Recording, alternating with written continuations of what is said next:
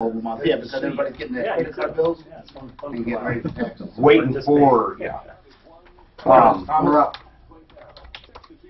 Hey, how's it going? How you doing? Good. Your name's Al, right? Yeah. Oh. You know, years ago, guys, I remember I had a February, which was always my lowest time. February, yeah. And on top of that, I paid bi-weekly. Yeah. It had 3 payroll periods in a damn 28-day month. This month has 3. Oh, I hate those months. No matter what you do, they look like shit. Morning, Tommy.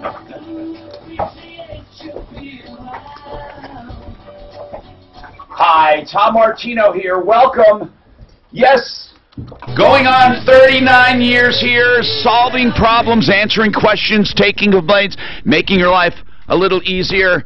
If you count the total duration of this show, it's the longest running radio show with the same host anywhere in the country.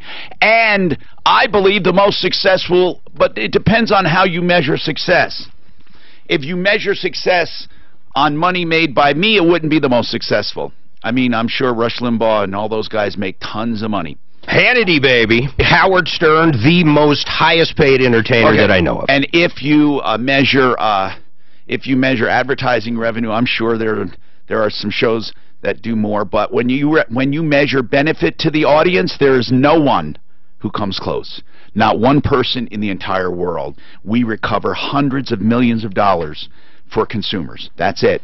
Hundreds of millions. So that's how I measure my success. So I say we are the most successful. Much of that comes from you using referralist.com and avoiding problems, but those who do not and those who call us that need help, we help you every day. And we can help you today. And today is Car Day. We have Car Day every Friday. But as you know, we don't limit calls to cars, but we concentrate on cars today. Car Day. Al Ramos is with us. He is from Pro Auto Care. And then we have Paul Ferris with us from Honest, Accurate Auto in Colorado Springs. And they can answer almost any question. We can answer questions not just about maintenance and repairs and fixing, but deals and buying and selling. And if you're selling a car, remember I told you, man, I couldn't believe we had Blinker.com in the studio. They have an app. I think it's the #1 best way to sell a car, bar none. The best way to sell a car if you're selling a car. And it even takes the sting out of trading in. I think it more than makes up for the additional sales tax. If you're going to buy a new car, use Blinker.com, I think, to do it. They're on our referral list as well. Why would you not use it? I have no idea why you wouldn't. Why trade in a vehicle when you can get more money for it? And now you have the power of a dealership. Everybody else out there, they can get financing. Yeah, the financing piece is fabulous. Well, that's the whole key to it. Yeah, it really is. Finance your car. And it's the little nuanced things that he was talking about, that they send information and say, hey, you need to have an emissions test. Make sure this is part of the deal. They do all the documents for you. Yeah, it's unbelievable. So if you have any questions about anything at all, if you need help with anything, give us a call. How is our we have some missions we go on to help people and missions we go on to destroy people. We ought to revisit some of those. If you can give me some people we're going after. I still cannot stand, and I just want to wring his neck, you know, Rudy from Denver Custom Food Trucks. Why is that? Just because the guy is such a jerk, in my opinion. But their business is really bad as a result of what we've been doing. Well, I mean, they have not taken in a lot of new business. I just don't know anybody that could care so little about a customer that's spending so much. These aren't like $500 deals. These are 30,000 plus food trucks. I'm going to venture to say they don't have any satisfied customers at Denver Custom Food Trucks. No satisfied customers. We heard from so many people. One attorney had 5, 6, 7 people. They contacted him. Imagine if 7 people contacted the same attorney, how many people Rudy screwed out there. And then we have, go ahead. And they've ruined people's lives because these are people that wanted, that was going to be their business. Their life. The one lady. Equity in their house. And she was just one of many, Al. She couldn't use her truck she just bought. They put a Home Depot window in it, which you can't do. Lost her deposits at the event she was going to. That's correct. And they could care less. Right. Care less. Then we had... and And did you see those wussies from, I think it was Fox News, went down there to interview him with a camera like a year ago on a different problem? My God, I mean, I never seen nothing like it, Tom. I remember you there. You'd get in their face. She's like, oh, well, is there anything you can do to make this better? I know. It was crazy. Well, okay, Dan, what about that one roofing company? Still won't get back with us. I just have message from Tom, the guy. Let's put his numbers out again. Yep. Put him up on the screen, Ben. He took thousands of dollars, did not do their job right. Right. And he will not get back to us. Put the numbers up on the screen, both of them. And what's the name of that place again? We have so many of them we're going after. The one yesterday, please. Dan's got the case. He's going to get it out. 303-713-TALK. How about the guy that sprayed 2 X's on the guy's barn? Took, I think it was upwards of $20,000 somewhere in the Springs or Pueblo, and that's all he did. That's Kevin all Nigel. Kevin Nigel. The guy took, how much was it? 18,000? 17,000. He's paid back a few grand, Mark. Yeah, then he said he's not paying any more back, right? And then he threatened to go bankrupt. We have a bunch of crooks in this city just roving about, just crooks. We have to stop them. You know, we really have to stop them. And we're going to start posting them on our new we have a Facebook page, Sleaze Brigade, along with a website. We're going to start posting them, and we need as many people to share as possible because we need to spread the word. Okay, let's talk to Rob. Rob, you want to talk about the lemon law? I do. For 2017 vehicle? Yeah, right. I'm on a 2017 Ford Fusion. Well, what the lemon law does is defines a lemon, which gives you an affirmative not affirmative defense, it's an affirmative action against a dealer because it's predefined. So if it meets the criteria, then you have a lemon. So here's what it is. You have to lose the use of that car for a cumulative total of 30 days. Okay. As a result of something that is wrong with the car, okay? Now, it has to be in the first year or during the warranty period, whichever is less. Okay. So it's usually 1 year. You lose the use of that vehicle for a cumulative total of 30 days. That means if it goes in the shop for 10 days, 10 days, 10 days, that's 30 days, right? But if it goes, okay. Now, the other one is, or, it's not both, but and or, if you have a serious problem that can't be fixed after on the third try. They get 3 tries to do it. It says the defect remains after it has been subject to a repair 4 or more times within the first year. Wait. Or a cumulative total. Thank you. Of 30 days. Of 30 days. Okay, but Mark, does it say 4? It says 4. I'm staring at it right from Colorado.gov. So I thought they had 3 attempts to fix it, and I think that's what it means. Well, okay, then you have to give them a 4th attempt. They have 4 times then of the same problem. So on the 4th try, they don't get it. You have a lemon. And remember, same problem. It has to be the same problem, and it has to be a problem that affects the merchantability of the car. And prior to suing the manufacturer for a refund or replacement, the consumer must first send a written notice of defect by certified mail to the manufacturer. Right. So that's how you enforce it. You got to send a letter to the manufacturer. So what is the car? 2017 Ford Fusion. And what's wrong with it? I bought it in January, and in July the transmission went out. Yes. They had it for 22 days. I got it back in August. Drove it about a month and a half. Went back in the shop on Monday again for the same exact problem. They took the transmission out. They said I need another total rebuild. Then they'll give it back to me next Friday, which will be another, well, from Monday to Friday, another 10 days. So looking at 32 days. Okay. Then you can write a letter to the manufacturer. What do you think? What did they say was wrong with it? Well, it wouldn't shift. It would slam into gear, and they said they had no idea if they rebuilt the whole thing. Al, why in the world would a brand new vehicle need 2 transmissions in that amount of time? I don't get it. Well, the original had a problem internal. Somebody took it apart, possibly did a rebuild as part of a warranty claim. They may have not solved the problem. It could be in the valve body, in the electronic shift controls, even in the computer. Somebody missed it. See, Tom, would that be 2 or 1 different things. No, so that's the same thing as the transmission. But he's got him on the 30 days, so he doesn't have to have the other one. He's going to get him on the 30 days. The first time it cost $8,000, they billed for it, $8,000 to rebuild it. This time they're going to do the same exact thing, plus replace some sort of main bearing. Can Ford argue, and I'm just throwing this out there, could Ford argue that the dealer screwed up and it's under warranty now from the dealer? No, I don't think so. I think you lose that. It's under warranty from the manufacturer, right? You just bought it? Yeah, in January. Yeah, you're within the first year. Act quickly when they have it after 30 days.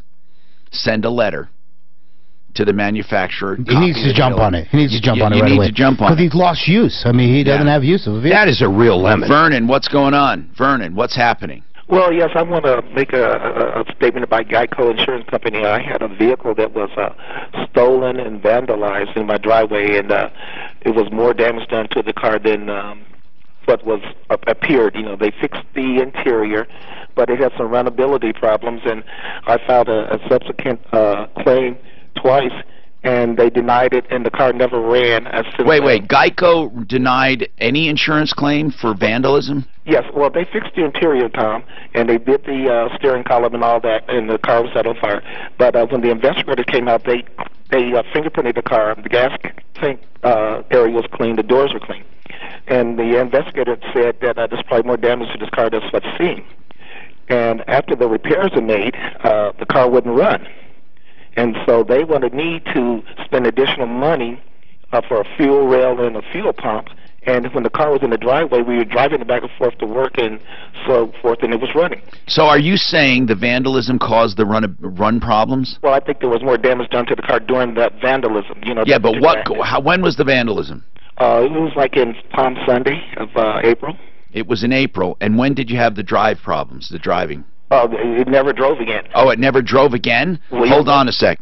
To tie that to vandalism, see, the insurance company is thinking you want to get repairs done under insurance. They really hate to do any kind of repair on mechanical stuff, even in collisions, because they feel like, well, a collision isn't going to cause it. We have to figure out what was done during the vandalism that you feel caused the car not to run. We'll do that right after this.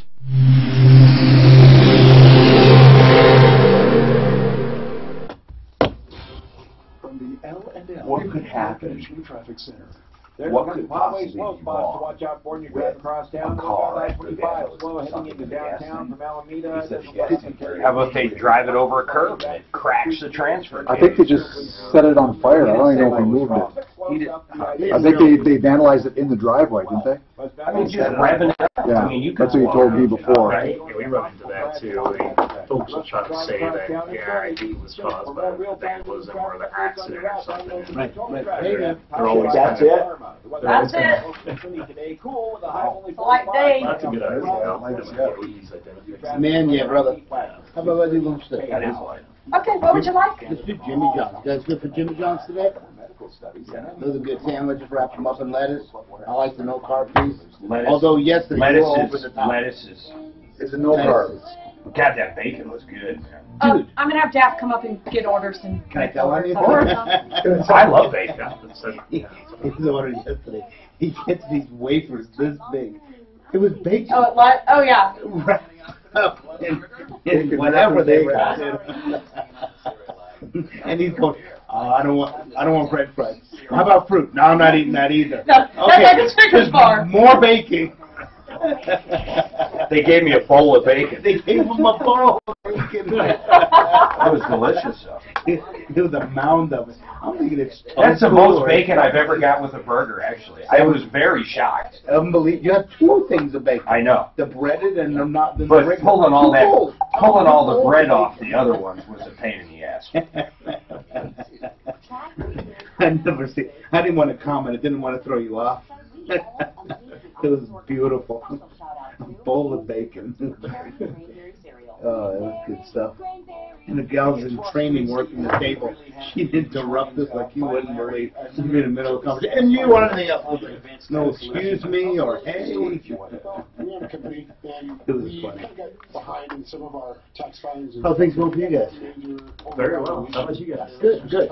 It's been up and down till October, but you know it's not bad. Usually, seasonally, we have a good October. October used to be that way around here too, but I think the weather's really been so nice that people put stuff up, and now all of a sudden it gets cold and the shop gets filled with cars. Usually that's a good time. January, February, March. We're hoping to improve that. Did you get my text message on that picture? No, which one? Oh, I didn't bring my phone up. It said it was a break place, and their sign said, what's it saying? I thought of you right when I saw it. It was just like, they're back, pumpkin spice, brake pads. Oh, there you are. No, I gotta find Here, that. you want to take? I know Tom wants an Italian nightclub on which? Drew wants a BLT, no tea, add cheese. Okay. And then whatever Paul and Drew. Oh no, we're picking it up here. It's all good. Drew. Yeah, absolutely. We do this on Fridays. And then they even buy themselves something nice. That's right. Little diamond bracelet. Yeah. Hi, I'm Daphne. Hi, Daphne. I'm Paul. Paul, nice to meet you. So Paul and Dan and confirm Tom. I assume I have that. Tom, Italian nightclub on which? A few Italian regular sandwich with bread. Okay. That bread's like sugar, Paul. Yeah. Bread is sugar. And with the weight you have, I'd be watching it. Do you want it just a white bread? Yes, it's white bread. Yeah, not picky. I can put all the stuff. Oh, those traditional. Dan, what are you having? Same thing Tom's having. All right. Make that too. I mean, I want to make that. And then Who's doing the show on Thursday and Mark, Friday? same as Tom? Are you doing the show next Thursday and Friday? I am. And Monday. So deal with it, because I'm all you got. Right? Yeah. I don't even know what you're talking about. You're going out of town. Oh, yeah. We're back Tuesday, so it's Thursday, Friday, and Monday. That's what I What's said. hanging And right Monday. now, I'm all you got. We're here He Tuesday. has you the having main an unwed? controls on it, Okay. so, but you'll see these. No, I don't want and you'll see them up there. Nothing? Okay. You're just going to start it? I never eat from Jimmy John's, nor do I eat during the day. Because it's freaking fast? You don't like the freaking It freaks me out. There's something going on there. You know I'm just giving you. This is a good deal, though. I'll show you. I wish I could do these now. This is one of the best deals now. Oh, I do it. Hi, Tom Martino Here, welcome to the show. 303-713-TALK, 303-713-8255. Wink and Wink are bankruptcy attorneys. I hope you never need them. 303-410-1720. They do Chapter 7s and Chapter 13s.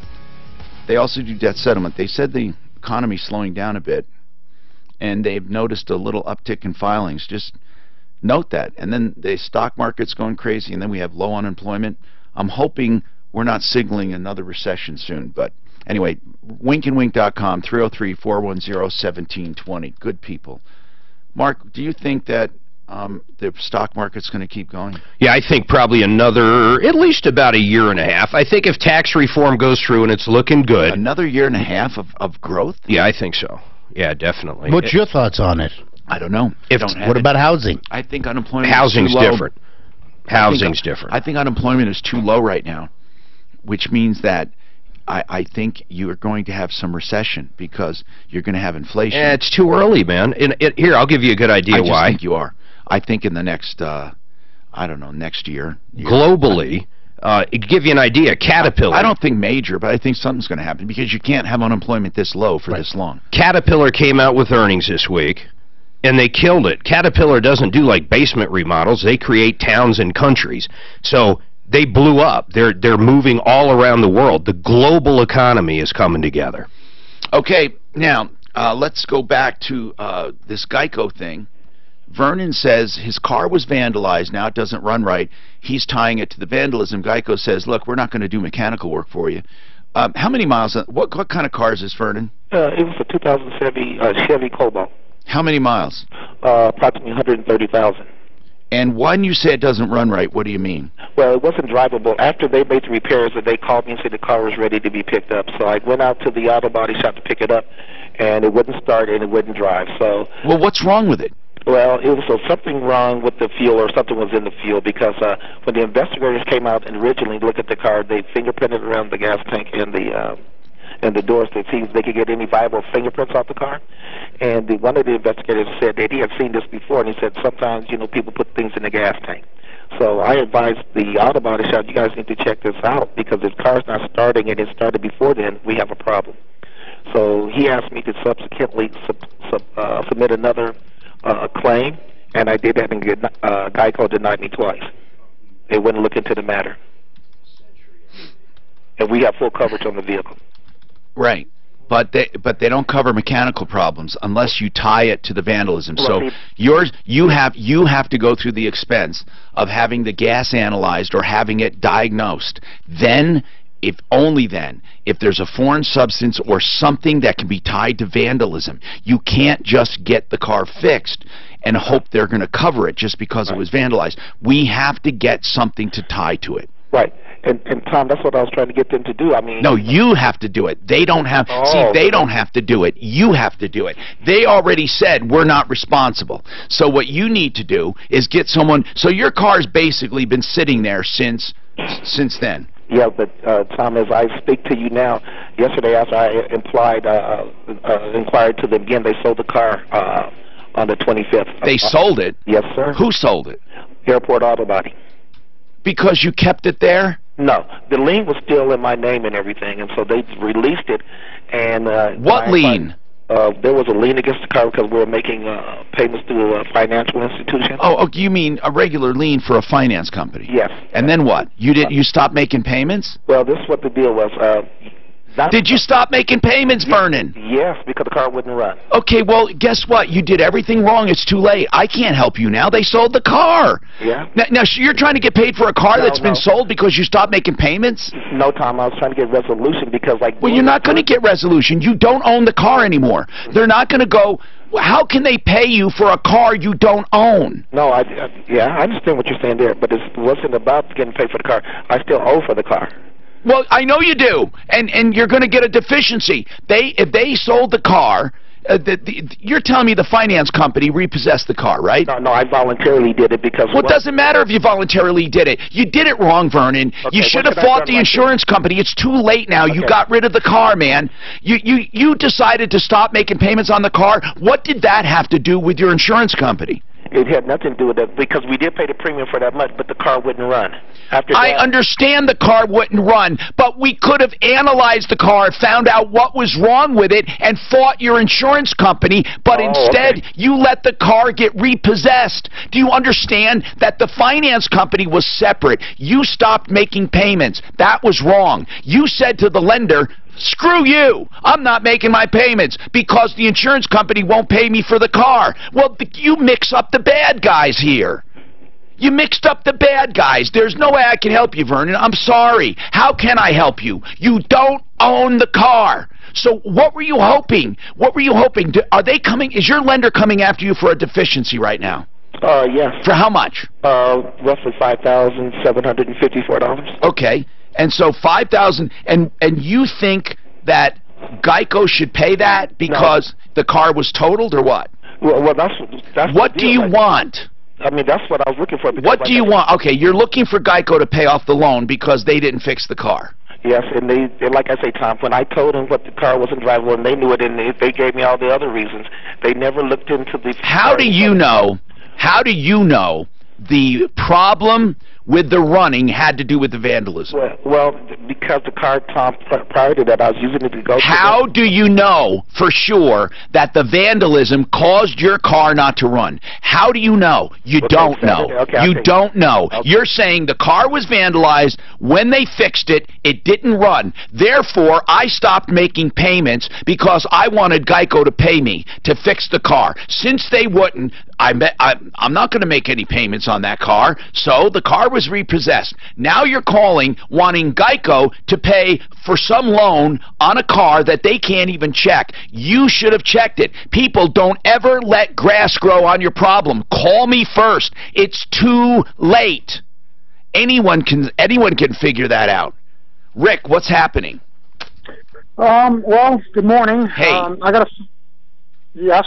Yes, what's happening? I got a phone call, message. Yes? From the, described themselves as an Officer Rose Gilbert with the U.S. Treasury Department. And what did Officer Rose Gilbert want? They didn't identify me. They wanted me to contact, or said their wording was that my name, they didn't mention a name, had something to do with legal affairs. And they gave a number for me to call. And I've listened to you enough to know... That was good. It was a scam. What did they... did they say what they were calling about? No, they didn't. I asked for a badge number immediately. They gave me this 9-digit long number. I just don't feel like a badge number would be 9 digits long. And did they give you a phone number to call? Yeah, they gave me a phone number. It's a 714-209-7749, and it doesn't say "Welcome to the Department of." What does it say? It just says, "We're sorry we didn't get your message, or we couldn't answer the phone. We'll call you. Leave a message and we'll call back." Oh, that's all? So I didn't call back. And a few minutes later, I got a phone call from a guy that said his name was Travis, and that was his badge number. He wouldn't give me a last name, and he hung up on me. So, but they called me back within 5 minutes of having called that number and not leaving a message. Okay. It's a scam. Like it is a scam. Okay. We just have to. I see people. The problem with calling this number is they capture your number. Isn't there a way you can do even on a cell a star something *67? Is it? And then does it block your number? It does. *67. *67 blocks my number for future reference. Okay. Beautiful. Good. So. Okay, so yeah, then I guess what my reason for calling is like I say, I've watched, listened to you guys enough to feel like it was a scam, and I just want to put it out there. Yeah, I want to. Oh, yeah, I think it is a scam. So *67, and then do you hit the number and then just hit send? Is that what you do? Yeah, that's what you do. *67, then number 7142. I'm doing this on my cell. It might not work on that phone. Oh, shut up. I'm so tired of him dissing this phone. I've been listening to it for a long time, Tom. Hold on. Let's see what this is. This is my cell phone. It's not Ant. Let's see.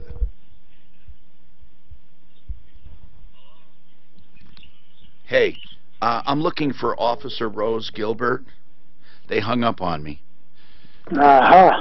Okay, so they just said hello. It was just some moke that answered the phone. So somebody want to call them here? You like that? That was very good. Moke? Yeah. Now mokes are different than jamokes. Jamokes are younger. Mokes are older. So here's what you call people right now. Inundate these bastards. 714-209-7749. 714-209-7749. Okay? Inundate them. I want to hear about it. Let me know what they say, if they say anything. Genesis Total Exteriors. If you're getting some work done in your house, call Genesis. Yeah, they're busy, but they're not going to take a lot of money up front and never show up. You can trust them. So get yourself on the schedule for people you can trust. That's one thing I can tell you. If you use the referral list, you will get people you can trust, and we police them. 303-679-8509, GenesisTotalExteriors.com. And when things do go wrong and we have to remove a member, we make sure they never hurt anyone again. So we police them constantly. People are great. So don't forget GenesisTotalExteriors.com.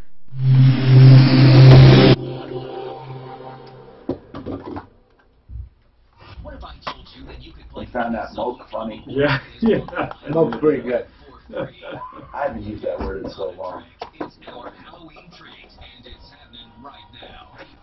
Radio All Access Free Preview Weekend. Our library of millions of songs is yours for free all weekend. Even download songs to listen offline. Experience all the iHeartRadio and Brake pads. All Access Free Preview Weekend. Is that right here? I don't know where she got this. John Paul. He is an attorney at law on my referral list to referralist.com, and he is a personal injury attorney. If you've been hurt in an automobile accident or in any other way and you're wondering, is this what I have to look forward to? Missing work, pain, missing vacations, not being able to do stuff around the house, and who pays? Well, if it's someone else's fault, they should pay. That's the way the system works. Now, you may think, I don't want to sue, I don't want to go through all of that. You know, John Fuller is someone you should talk to. It's free of charge, it's complimentary. If he takes the case, it's only payable if he wins. And check out these brake pads. Percentage of what he collects. Al, look at these. What's special about them that you can see when you look at it? They're 90 cents. Why should you be willing to suffer? You got to buy a container of them from China, but they're 90 cents. Oh my God! Some go up to $1.90. But you have to. You got to buy a shitload at once. You know they were that cheap. They're probably crap. Oh, I know this. Yeah. Hey, how do you know that, Scar? Where do you think your brake pad? You don't think your brake pads come from China? Oh yeah, it depends on the manufacturer, absolutely, but there's a standard of which. Can you answer line 2, please? These say they're made out of cotton and cardboard. Can you answer line? Never mind, they stopped ringing. Where's Suzanne? For your business. God damn it, the phone's ringing. That's right, just like Alliance. She's probably getting the food. Alliance Leasing. It can't be here. What, are you kidding me? We just took the order. Broadcast radio reaches more people in Did Drew answer? No, he didn't. Yeah, AM/FM radio. Radio that's free in your car, your kitchen, and your office. Broadcast radio reaches more adults, teens, and millennials. More of everyone. Even more shoppers. Broadcast radio reaches 90. How much do you think a train brake pad is? TV, Facebook, They have them in there? Oh, they got everything. $20. It's a big ass brake pad, man. It's huge. I mean, it's like this. Look at these things. Look at this one. It's got 3. Wagon. It looks like a solid piece of metal. Maybe that is what a train brake pad is. Just a solid piece of metal. It catches on fire, man. Oh, is there metal on the wheels? You know how it does it? I think it is. I'm sure it's got. That's why you see sparks flying out, right? Here, look. Oh no, that's Now train. you started the whole conversation. We have to research brake pads. For trains. For trains, yeah. For locomotives. Train brake pads. They are a lot cheaper than you would think, though, aren't they? You got to buy 200-piece minimum, though. Oh, how many trains do you own? How many trains come over to your place? Actually, you got that light rail in Littleton right above you, right? Well, I guess they are semi-attached. There you go.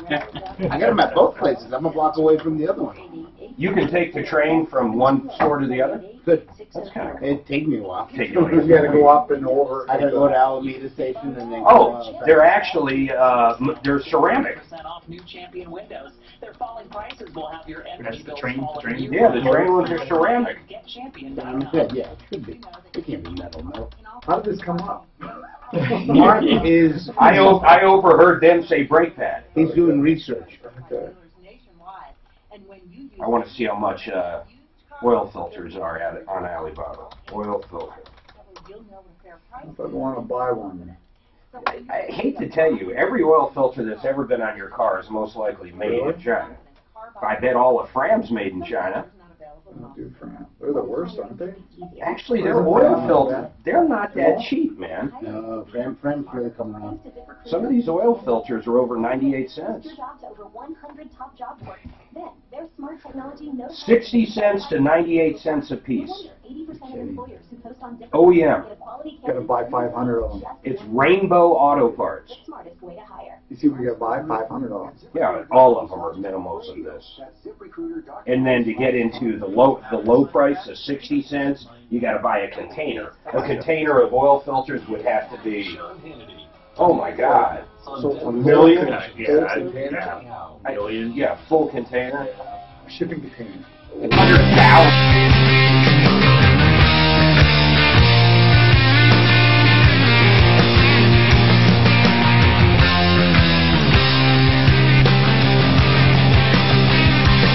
Hi, Tom Martino, your troubleshooter. Welcome. 303-713-TALK, 713-8255. This is Car Day. Car Day with our experts. Now, we will take any other problem as well, but we're getting a lot of good car questions. That's good. That's really good. Arlen, what's happening? Hey, Tom, first of all, I want to thank you, Suzanne, and Mark. You guys do a great job. And you know, that means a lot to me. When people say that, it truly means a lot to me, because you know, you can't visualize what people are doing in their cars and homes and listening, but it feels good. So thank you. What about Dan? So what else? Deputy Dan. No, he specifically left out Deputy Dan, and he left out Daff, and he left out you. So stop. I was just feeling that, actually. Anyway, I think he meant the team. I don't like the order he went in. Yeah. I do. So Arlen, what's happening with Short Line? Okay, Tom, a little over 3 years ago, this kid rear-ended my daughter. He had USAA insurance. So it was 3 years ago. Yeah, about 3.5 years ago. Okay. And you should have all the information. My wife emailed we will. We'll get it forwarded right now. Yep. Okay. And so she got rear-ended, and he had USAA insurance. So they took my daughter's vehicle to the Caliber Collision there in Denver, and there was more damage than $6,000, and their frame was bent, so they totaled the car.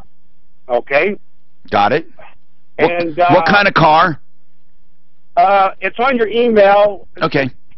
Let me look here. I co-signed it, but anyway. Suzanne, did you send that to me, Suzanne? So what kind? Anyway, so keep going. So where's the problem, sir? The problem is the finance a month and a half ago come after me for $3,700 when we had the gap insurance, and said the lady from USAA said their part was all taken care of. Okay, so hold on a sec. You had gap insurance, which we did. And gap insurance. Does anyone really know what gap insurance covers? Raise your hand in the studio. What does it cover, Deputy Dan? 20% over the insurance. That's not as far as the value. You mean 125%? Oh, there you go. Right, up to 125%. Between what you owe and what the car's worth. Okay, right. That's really good. So a lot of people just think it covers the gap, and it doesn't. It covers 125% of the value. That's why I said we should mention Dan. He's pretty smart. Now remember this. It's 125% of the value, not 125% above anything else, but the value. If that value is really low and your insurance company doesn't pay you the value, even with gap, you can end up with a gap. So let's say your car is worth, $100, and the insurance only pays you $50. And if the gap insurance goes to $125, it'll pay only $25 above the value. And it will then, so then total you'll get 50 from your insurance, 25 from gap. That's $75. But let's say, you owe more than that. Let's say you owe, more than even with gap, you can end up in trouble if your original $2. If your original insurance company is not straight with you. So Arlen, I need to know. I'm looking at it right now. 2007 Chevy HHR, Tom. Yep, got it. That's what I see. I got it. Now, what we need to know is what the actual value was, what was paid by your insurance. Do you know what your insurance USAA paid? That was the kid's insurance. Oh. So what did the kid's insurance pay? Do you know?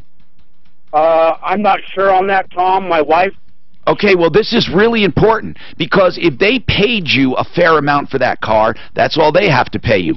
But then how much did your gap pay?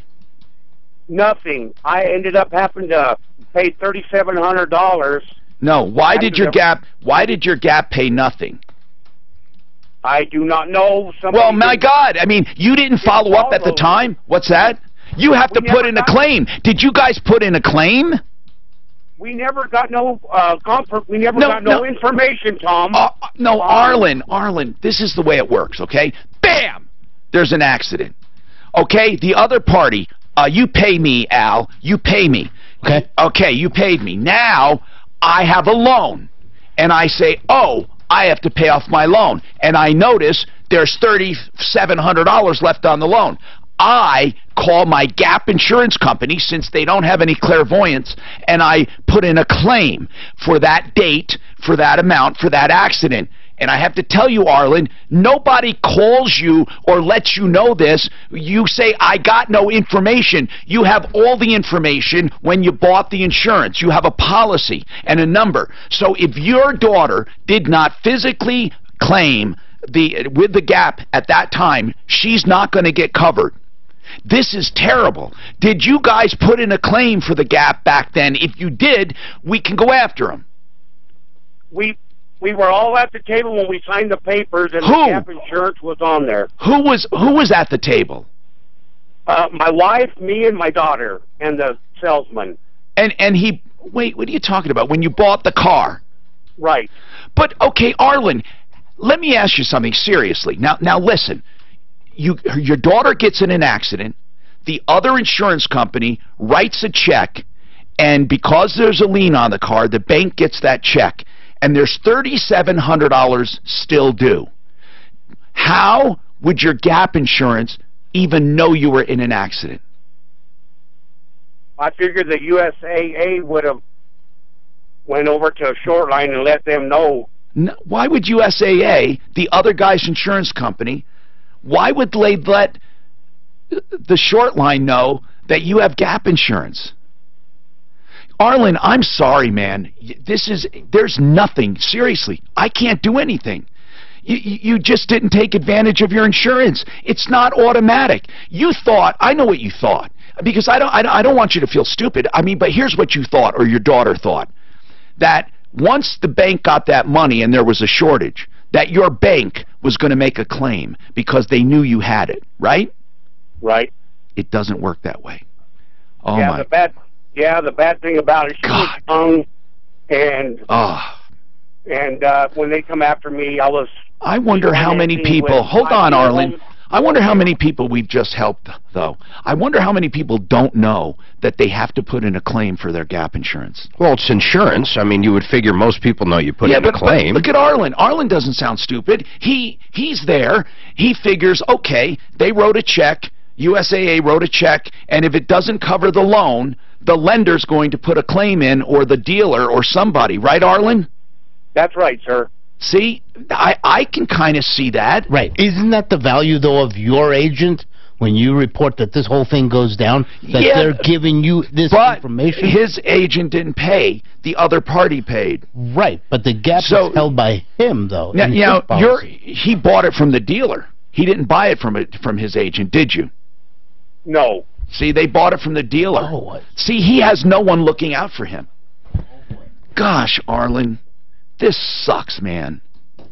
This really sucks. It's who did we blame?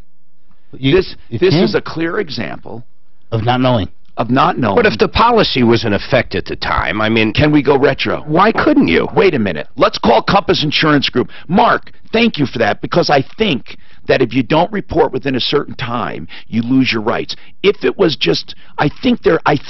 Let's call Compass. I want to present this to them. I don't know if Compass will know anything about Gap. No, I don't know. Let's find out. I'm Tom Martino. Oh, my goodness. This case is just really extraordinary. So you got to hang on. Joe Lazzara is a criminal defense attorney, Joseph A. Lazzara. I use him for all of my expertise when people call in and they need help with a DUI or a possession charge. Of course, we don't encourage criminal activity, but I will tell you this. I do encourage everyone to have an attorney if they're accused of anything, especially with a DUI. Even if you're guilty, you just want to say, let's get this over with. You need an attorney to get through the system. And, of course, DUIs are the easiest thing to prevent with Uber and Lyft and designated drivers. But Joe Lazzara is there for you. 303-429-6200, 429-6200. Look for Joe Lazzara on my referral list at referrallist.com. Amazon is up 14% now. Up 14? One day, it went from $950 a share to $1,100. The only thing that moves 14% in a day are small caps, $10 stocks, you know, shit. Not shit, but just small. What was the reason? Their outlook. I mean, they crushed it with numbers, but outlook. Do you know my pension account that's traded in stocks? Do you know what gains I got over the last year? Today? What? 2%. Which, how much, what's the dollar figure? 2%. 2%. Mark, how can I... You want to know what mine is? No. This year. I don't. This year to date. One account. One account. Ready? Can I say no? Yeah. Ready? I'm here. 62%. Massive. My day trading account started exactly 100,000 January 1st, 162,000 right now. That's strong. One account. Your account sounds like an account that if the market crashed, you wouldn't lose anything, but you're never going to gain very No, much. that's bullshit. It's not that one? I have moderate risk, and I should be making more money. Because I have the worst investment strategy working for me right now that I could ever have. Come on, I have a lot of The money. guy puts it in his mattress. No. I got My a lot. dad did a account like that, and like I say, it keeps you, if the market crashes, you're not going to lose. Remember all those months I was losing money every month, and he said, well, the market's down. Now the market's up. It's true. But you want to hear something funny?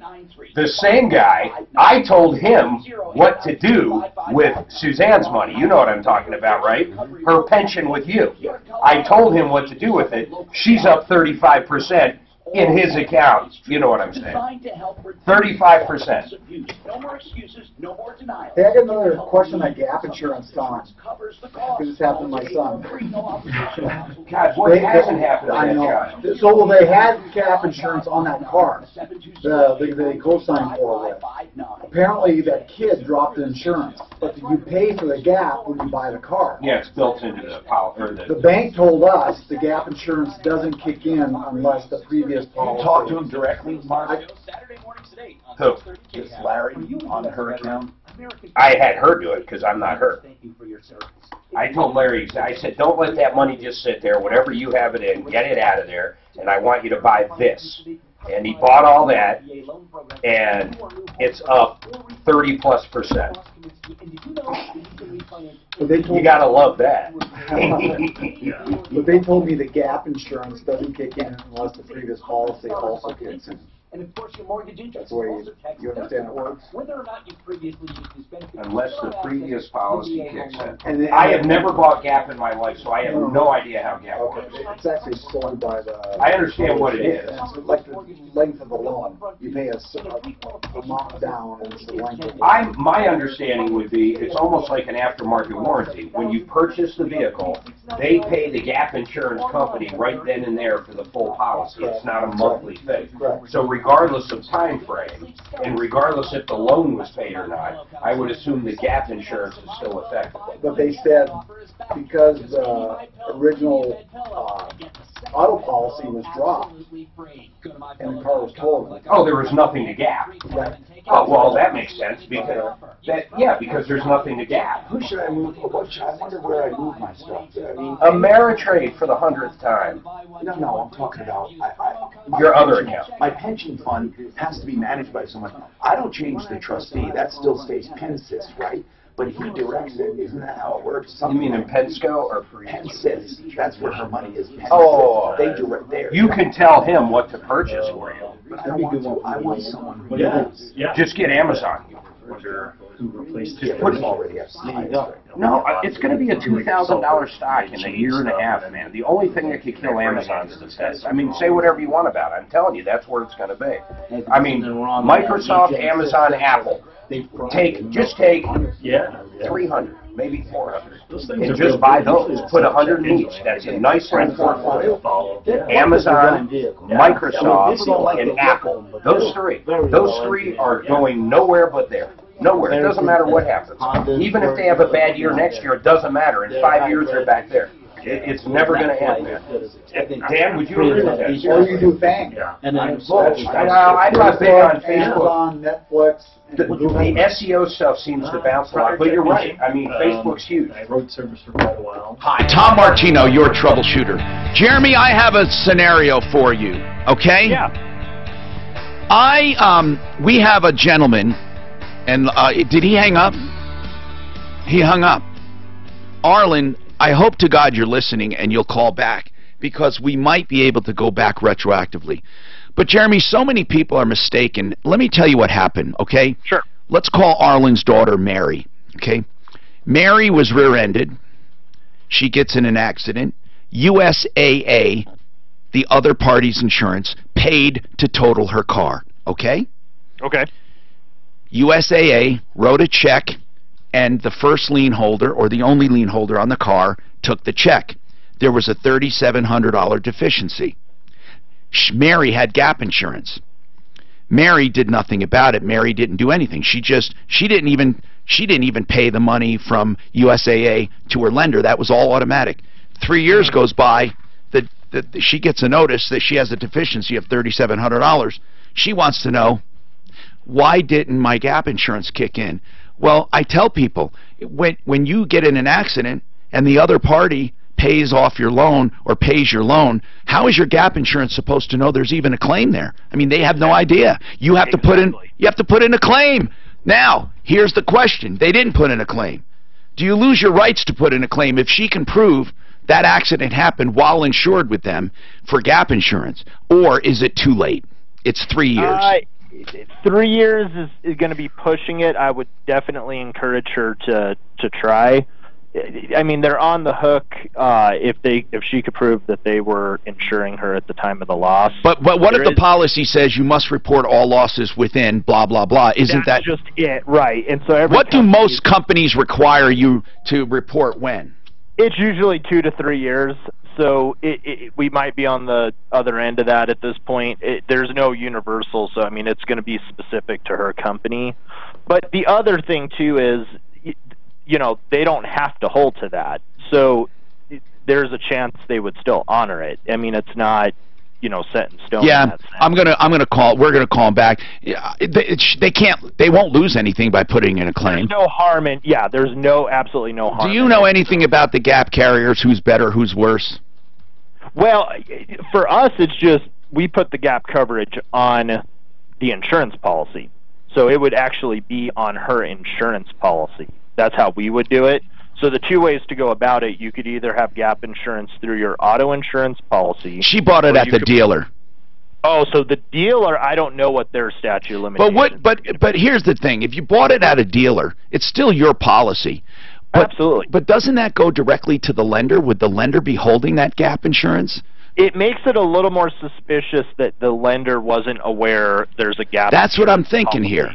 Because if the lender issued the gap and made money on the gap. Exactly. That's different. If it was her insurance, like her auto insurance, of course, they're not going to know if she... This is not so black and white right now. This is not so black and white. We need to get to the bottom. Someone's got to look at the policy. There's your answer. Well, what we have to look at, Mark, is who held the policy. Did the lender hold the policy for their benefit? Were they the insured interest? Then they should have put in a claim for that gap insurance. We might have something here. If they did not mitigate their damages, then we could show. And Jeremy, Gap doesn't pay everything anyway, does it? Gap pays what 125%? Typically, it pays 125%. And the other thing that people have to realize with gap insurance, it's not necessarily going to pay negative equity that you roll over. I know. It's there to pay the depreciation of the vehicle. So there could have been some issues with that as well. All right, I'm Tom Martino. Wow, we got a lot more to go, and you learn a lot on this show. An auto tech is special because of the man behind the business. Look at that, they have independence from spraying. I couldn't help myself after your conversation. I brought up my name. Okay. Yep. So this is my 401 pays, obviously. Yep. Right up and stuff. How come you didn't do a step? I'm just curious. Anyhow, keep That was what was recommended to me, Okay. quite honestly. I mean, that was what was recommended, so this is essentially how I have it broken up. What are your, into all stuff. what stocks you hold? I'm curious. So here then the account detail. Probably expand cameras to some degree. One here, and then one there.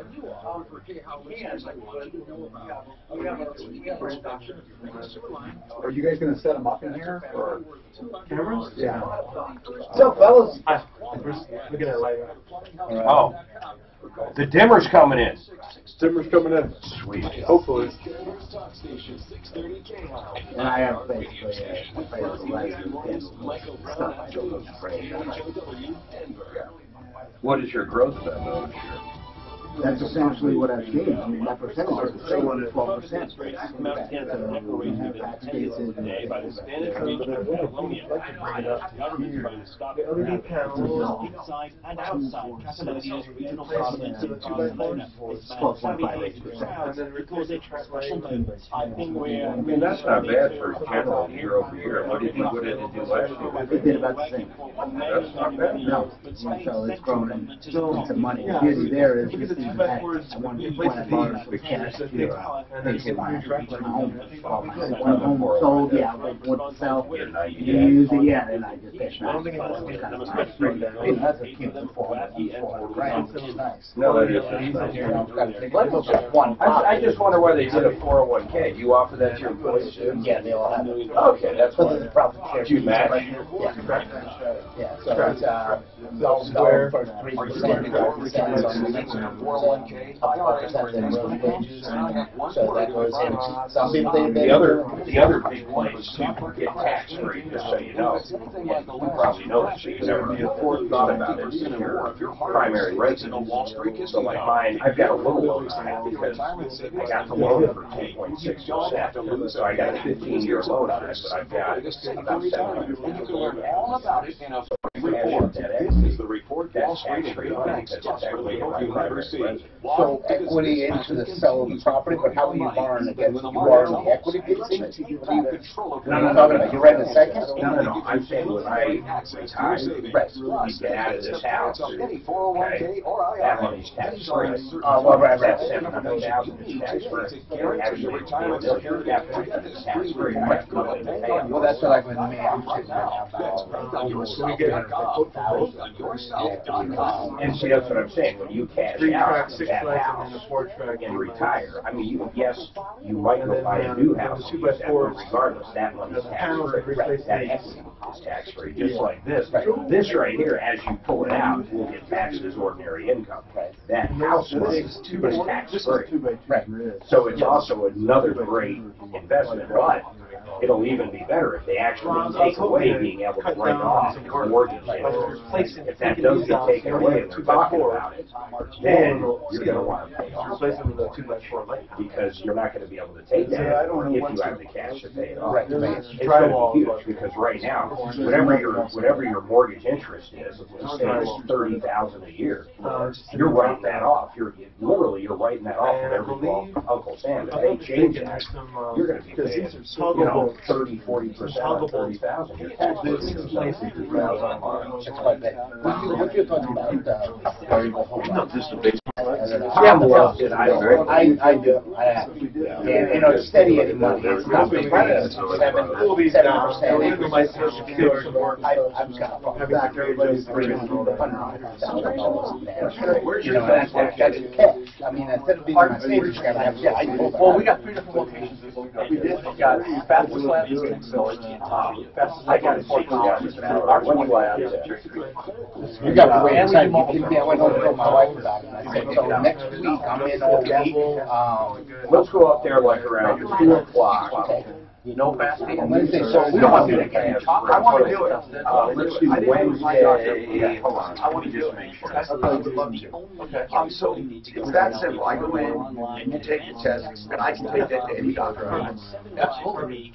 And so, and I even give you a letter explaining, will the doctor know what to do?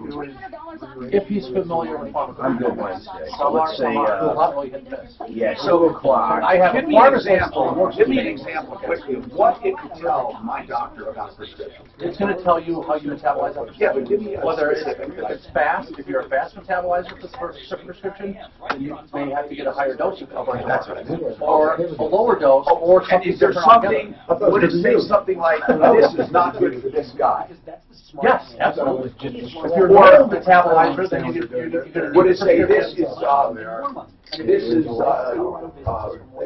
good for this guy if he's also taking this? Absolutely. We need to get together with Ross and a lot of information in the test results. Well, we can come back here and Why, Ross? we can make sure everybody. Yeah, I want to do, I mean, if you start a relationship anyway, we'll do it live on the air and we'll talk about it. It'll be fun. Health is a big deal with us on this They show. are building maintenance. You understand why This we is are their domain. I do kind of not tell unfair. them what to do. Because the head dude. Yeah, as long as they run it by me, we're fine. It's not like you take a break. The men's and the women, that makes them the head dude. So that's the good part. People are listening. I mean, they're listening to Shabbat. We also do a cancer screening test. Yes, I mean, Well, That's what we do. We have a cancer screening test that identifies if you're susceptible, if you're high risk for pretty much any type of cancer. And then what do you do? Just worry then after that? What do you No, do? you take preventative measures, or you catch it. You know, cancer survival is all about early detection. Hey, Bob Martin, You catch it. You can't prevent it can't cancer, but it can put you on high alert. Sure, and you can, that is amazing. Insurance companies will pay for it. We'll blow this place up. I thought We'll blow this place up. Yeah, I got one. Yeah. For sure, that's active room. Yeah, you can't go anywhere else. This is like a run. We also Mike, have we'll get you preventative health connected. with it because I come from healthcare and I left healthcare. Wednesday, the first 2 o'clock. Okay. Thanks, Tom. We appreciate it. Nice to meet you. Nice to meet you. See ya. Troubleshooter. Help me if you can, I'm feeling down. Hi, I'm Tom Martino, your troubleshooter. Welcome to the show, the only show of its kind anywhere. 303-713-TALK, 303-713-8255. The only show anywhere, the longest running show, and the most successful show when it comes to revenue. What I mean by that is revenue for consumers. I love the idea that all of this time we've been building up hundreds of millions of dollars that we've accumulated over the years of help that we've given people. And I run into people who say, one time you helped my dad, you helped my mom, you helped me when I was a little kid, you helped me yesterday. This is great. This is my fuel. So today's Car Day, we're talking about cars and anything else you want, but cars are really the focus, but that doesn't mean we have a one-topic show. Al Aramis is with us from Pro Auto Care, and we have Paul Ferris from Honest Accurate Auto. He's partners with Jesse down there, and they own the place, right? You guys? That is correct. Or do you yeah. each own a location? No, we're family operations, so we operate together. How are you related to Jesse? Jesse is my cousin-in-law. So okay. I was going to say there was no blood there. I saw the resemblance. No, he's better looking than Jesse. God. He's way better looking than Jesse. Now, Susan, welcome to the show, Susan. Now, hold on. I want to give some instructions here. Brutus, now listen, Brutus. Now, I know technically we're all a team here, but right now I'm going to give you a direct order. Keep Mark's microphone off until I tell you to activate it. Okay, go ahead, Susan. Hi, good morning. Hi. The first thing I'll say is that I called Compass because you had mentioned them several times. Oh, good. And I needed insurance on a new purchase, and they went above and beyond. They were fast. Did you save money? Did you save money? Yes, I usually go to Progressive, and lo and behold, they also represent Progressive. Oh, they do. No, they had everybody at their but they don't have any loyalty. They go to whoever's best for you at the time. Now, this is not what I wanted Mark to be quiet about. So no, you can say no. What is this? Okay, go ahead. For this, communism. I meant the other. Go on. You can turn it on now. I meant the other discussion. Go ahead. You can talk about this one. Go ahead. But the few. I listen to you as much as I possibly can. I even listened to your blogs when I was in Iowa. I really appreciate it. Our podcast. Now, Susan, what are you calling about? You need some advice? I have missed what you said in the past about cell phones, and I have to get new service, and I don't know what to get. All right. I'm going to tell you the truth. Oh, Lord. Oh, no. I'm going to Oh, Lord. Go ahead. Tell her. I'm going to tell her you about the Chinese kids. I'm going to tell you the truth. Brutus, see, he's going to go off again on Apple. And I want to tell you the honest-to-God truth about cell phones, okay? Seriously, and I mean this from, I was the early adopter, and I've researched everything you can.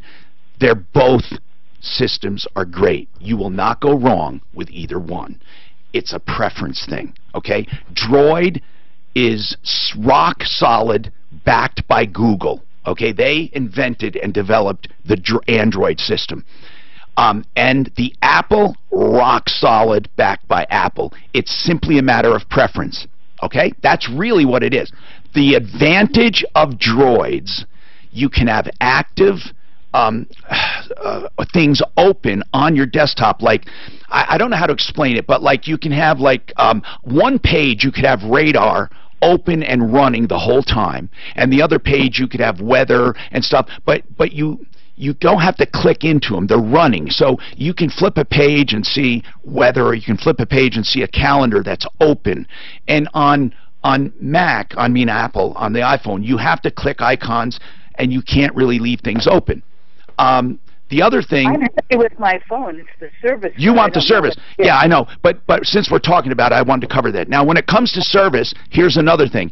Verizon was so good that they got bad.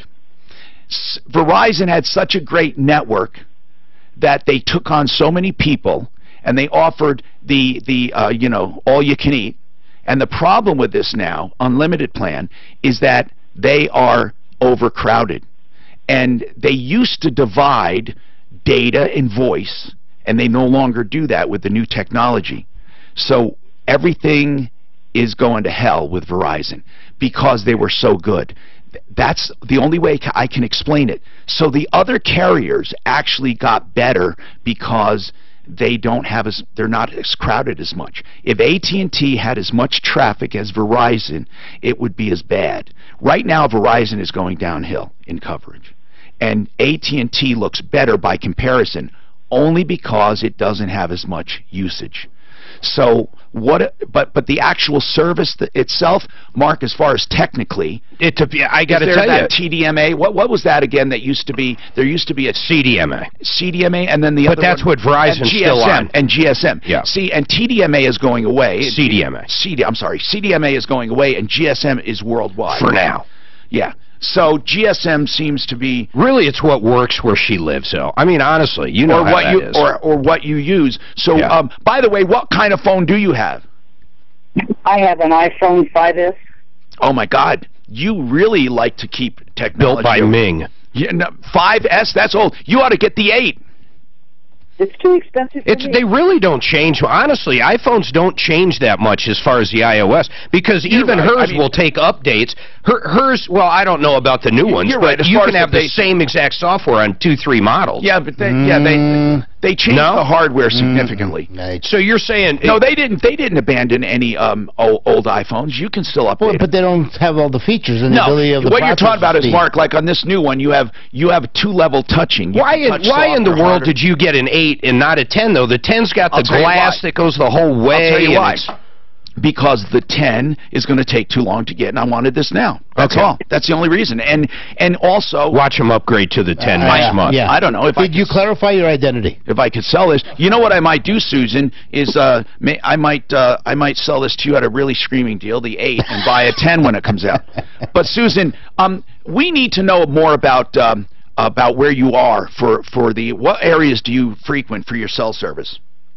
I'm in Denver, and I make long-distance calls. I play a few games, and I do texting, and I don't have email. I don't want email on my phone, and that's about all the. You don't. You're not okay. So you don't even do email, huh? No, but I browse. Okay. Now, you know, T-Mobile's got a deal now. I think it's like $50 all you can eat. They're really cheap, and honestly, long as you're good in your area, who cares? And you can use them across the entire world. It's a good network. You know, there's a difference between a provider, a service provider, and a network, because there are not that many networks. A lot of these providers use other networks, or they borrow from the networks. You pretty much have AT&T, Verizon, those are separate networks. Sprint, and T-Mobile. They each have their own networks, and they share. Some of them share back and forth. But the other ones are all over the place. And they're usually under those 4 big ones in this country, at least. And T-Mobile is the smallest of those. Maybe Sprint, actually. I thought, Sprint. oh, wait, they might have surpassed them. But Verizon is the biggest, AT&T, and then, Mark, you think T-Mobile has made a big comeback. They do pretty good. And then Sprint. But what other carriers are there? Oh, I know who's trying to get into the game, too, is Comcast. They're doing something I think is pretty ingenious. Here's what they did. They took every one of their receivers in homes, every one of them, and put another... Their modems. Whatever's in the house. Yeah, the wireless whatever modems. we have. They put in that a second half, another radio, that does nothing except put out a generic Xfinity network. So every person, Mark, is a repeater. Every single customer is a repeater. So wherever there is Comcast, there is a transmitter. There is not a transmitter, but there's a signal to be gotten. And they were hoping to build this in such a way that they can actually have Wi-Fi phones. And you will never be without Wi-Fi. Absolutely. There's an app that I'm trying to find. I have it on my phone that finds all the spots around you. Right. And I think they even have, don't they have cell phones now, right? Absolutely they do. But eventually, but are they on a cell network, or they're mostly using Xfinity? They have Excel, and then they use the Wi-Fi part of the phone. What do you mean Excel? No, not Excel, but Verizon? Verizon, excuse me, the networks. Okay. Yeah. They are using networks, but they're hoping to try to transfer a lot of the traffic to that broadband that's not being used. Because really, that broadband is huge that they have. All right, let's keep going. 303-713-TALK, 713-8255. Charles, go ahead. Hello? What's going on, Charles? Yeah, first of all, I want to thank you for all the good work you do. I have a friend that recommended that I give you a call. Okay, and I hope you become a listener. What's going on, Charles? I have a 1985 Ford that I took to Bucks, had it towed down there. To where? Boots? Yeah, Books. It's in Fountain, Colorado here. Yeah. How do you spell it? It's books, like you read a book. Yeah. Right, uh-huh. Got it, yep. And I took it there in mid-March. And off and on until 31st of May, and it was, well, first of all, what he did is replaced the distributor plugs and checked out to see that the motor was okay, too.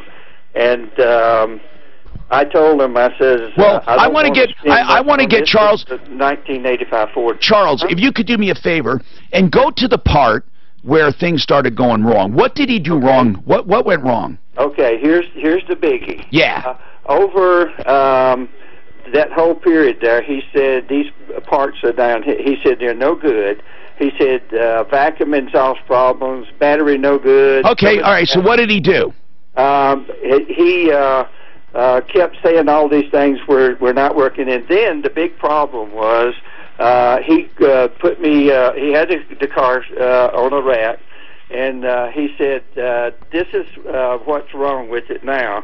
He said, the dash tank selector doesn't work. Okay, so... Flame tank... I'm still not getting to the problem, Charles. Tell me, I don't want to hear everything he listed. I want to know, what are you complaining about? How can we help you? Yeah, this is what I'm trying to do. See, all these 3 things he says was wrong with it. He says, I've got to bypass, in order for you to get your truck home, I've got to bypass all of these things. Okay, so did he lie to you about that, Charles? Absolutely. Paul, do you see anything? Paul, what do you see? I told him I'm not going to pay the money for all these things to be done, so I took it home. Okay. He bypassed it. I took it home. Yeah. I said, I got a truck I can't even drive. So I made the Charles, what did you... go ahead and replace these. And after I did Charles, I'm not understanding. So let's do this again, okay? Okay, I'm sorry. Okay. No, it's not your fault. You went to this place. You told him not to do something. He did it anyway, you said. He did something that screwed up your car. Is that right? Well, he replaced something that had nothing to do with fixing my phone. I understand. What did you pay this guy? What did than what I told him to do? What did you pay, Charles? What did you pay this guy total? What did you pay? $1,100 and something dollars.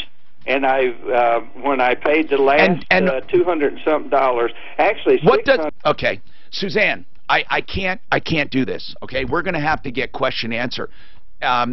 We need someone to talk to him off the air to help him out. Can you have Daphne talk to him, please? I need problem 1, 2, 3. I know that he's frustrated. What did you see? I gave you the invoice, Paul, from Honest Accurate Auto to look at. What did he do to this? All right, I'll tell you what. Let me just do this first, and then we'll come back to you, okay? Because it's really getting, I'm getting behind here, and we want to know what exactly was done, and if he did it, and if he did it well. Century RV, if you're looking for a new or used RV, Century RV. And the good thing about RVs is you can use them year-round because you travel where the weather's good, and Century has a huge selection of new and used RVs and a service department. 303-453-1111, 303-453-1111, located on I-25 north of Denver, just on the 119 turnoff to Longmont. Okay, what do you do? Measures. Yeah, I mean, this The customer's responsibility to report a gap claim. Of course it is. How the hell can he? Now, we got you a nightclub unwitch. I just figured you'd eat that. Did you eat that last time? Okay, great. See, he wanted exactly what we ordered. I'll beat you to it. It's already done. Yeah. I thought that Kiss you game was like Don Corleone. I thought we were watching The Godfather or something. The CEO of Amazon is now officially the richest man in the world. He is officially the richest. $90 billion. It's not us. I can't find it. $90 billion after the increase overnight. How's that work? Supposedly your Amazon doesn't hold money. Yes. No, I They make don't. money now. They didn't make money for their first shitload of years, but they do And I now. didn't get a message. It's like, who doesn't use it? Here's where they're going to take over. People don't get it yet. Pharmaceuticals, man. You're going to get a prescription, take a picture of it, next day it's in your door. Half the fucking price. Same day. Since I'm on Yep, same day, depending on where you live. I have no problem letting Amazon into my house and put away my groceries. But the lockers are crazy. The lockers ain't. Oh, it's 7-Eleven. They're going to have lockers in, I think, every Kohl's store soon. So if there's a Kohl's here, you not running correctly. Perform an impression test, lost spark, car. No. $850 there, about $300 there. They're about, what, 2 months difference? Yeah. I am. I could have been 1985. It's got, where is that? Pretty low miles, about 91,000. So really, between the 2 months, it was only about 30 miles put on the truck. A lot of times these things don't sit around like that. I thought I wanted to put my trouble. I work for it. It's like the biggest freaking one. You see, you have a happy side. Yeah, it's my side. I know what to do with Charles. Suzanne, tell Charles I have some recommendations. But I'm going to come back and tell him that. Okay, fine.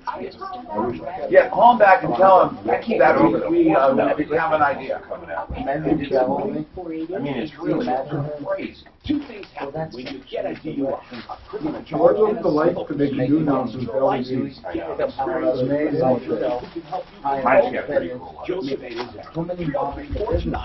$90 billion. Overnight, it was like 15 billion of it. I was all happy about my 18,000. This guy's making like 15 billion. Why did it happen? Because the outlook's huge. Their growth rate is way bigger than what everybody thought. Their stock's underpriced. I mean, that's why it happened. Bringing the stock up. Big jump, NASDAQ up. How much spend a year in Amazon. I swear to God, I spend $15,000 a year with Amazon without blinking. You must have more cardboard boxes on your place. Wait, they did. Don't get me going. Thank you.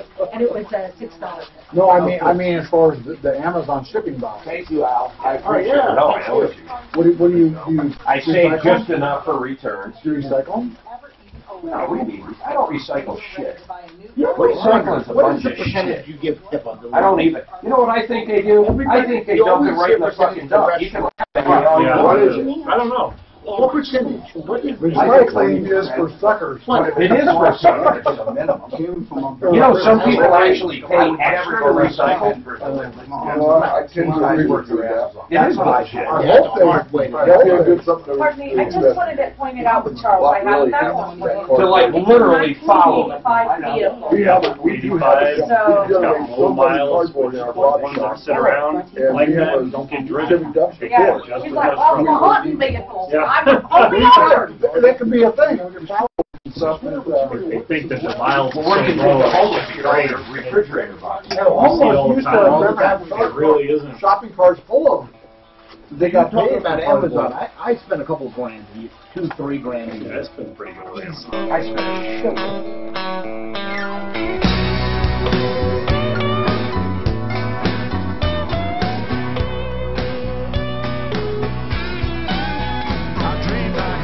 Hi, Tom Martino here. All right, we have figured out what we're going to do with Charles because we looked at the invoices and looked at all of the stuff.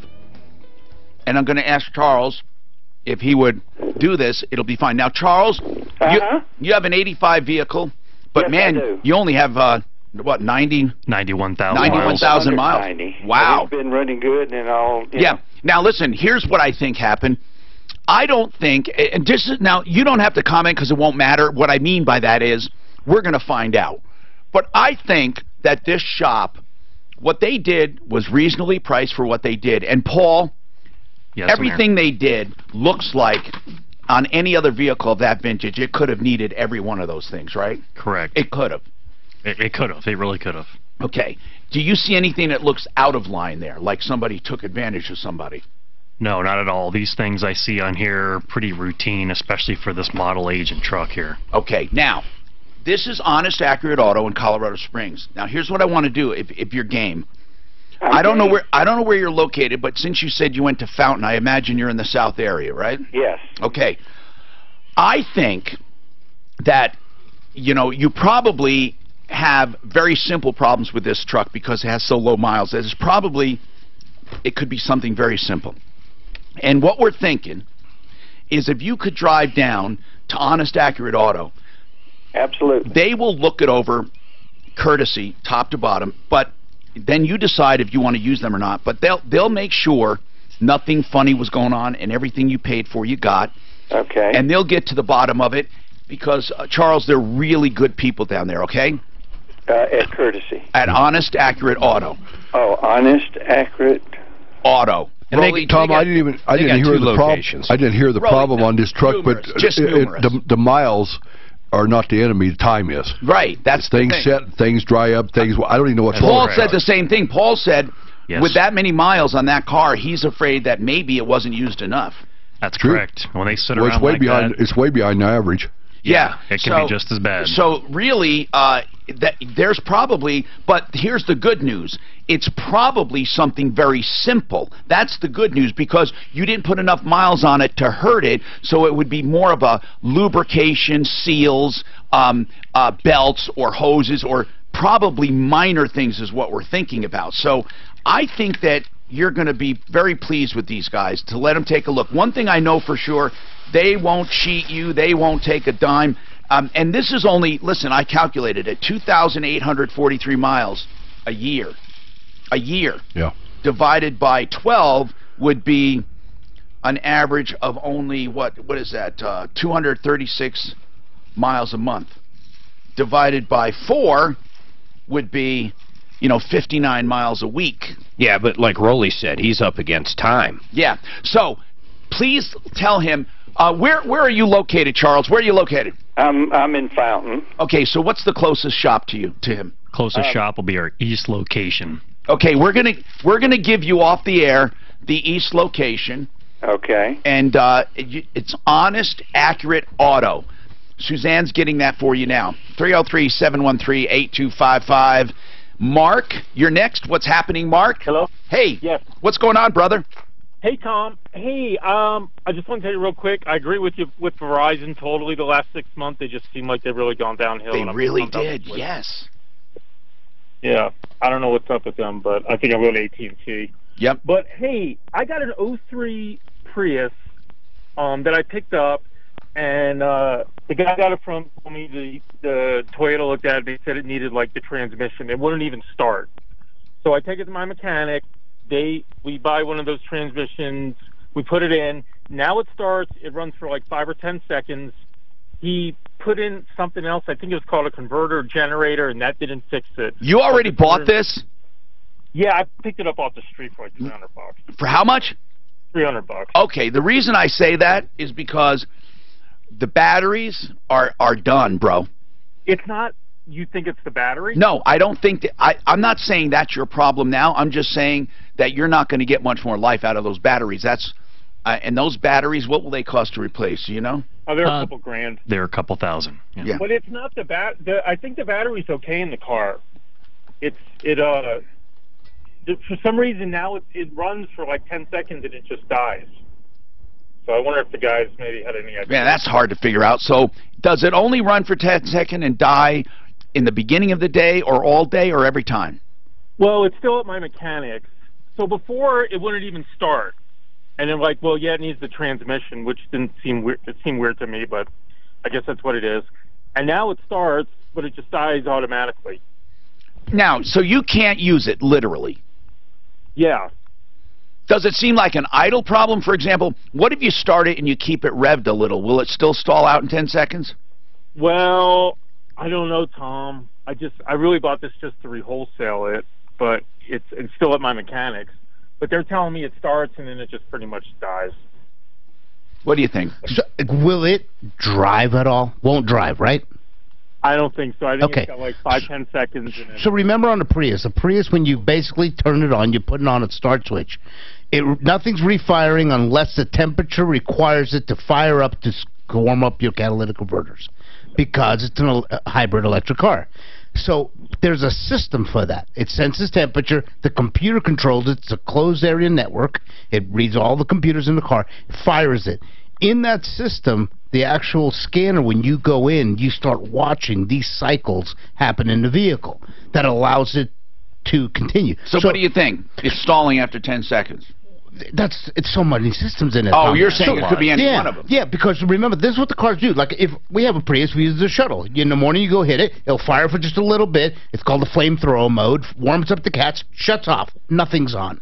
You step on the gas pedal, depending on your load, the car will go electric or kick on. Exactly, like a golf cart.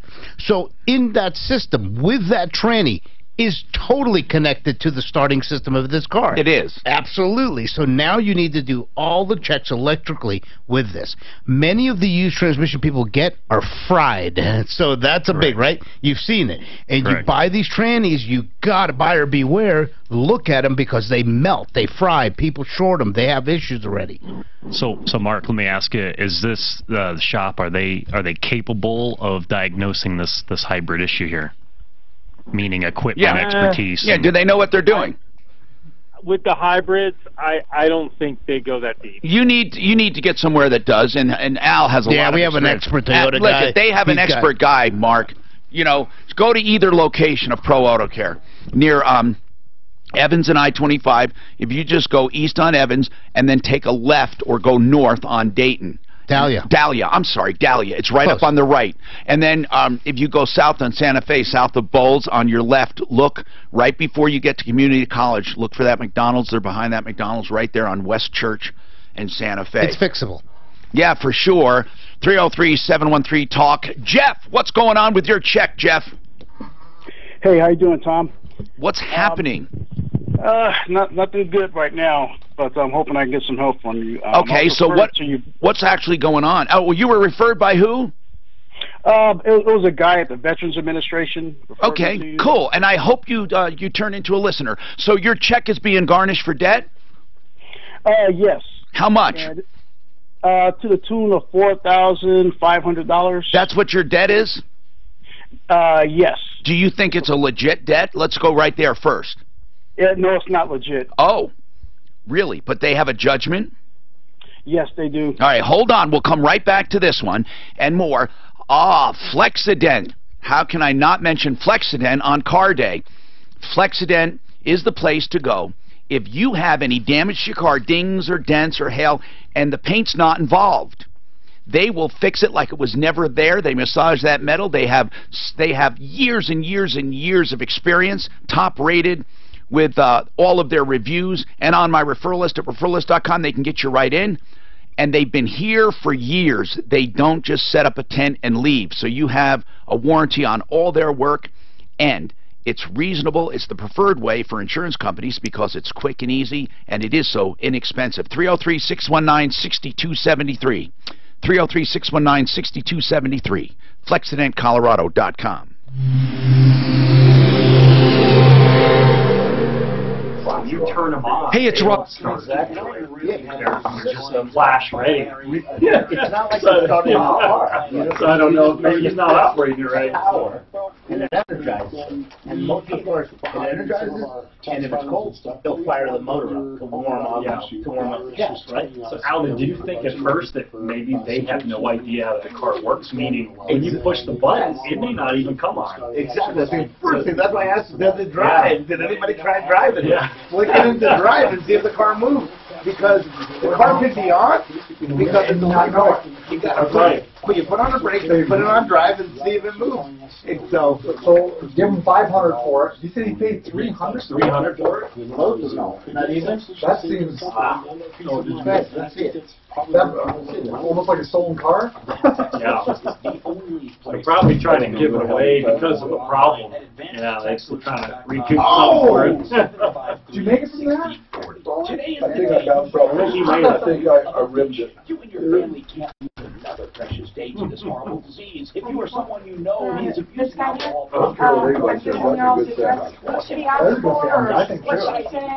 Thank you, Al.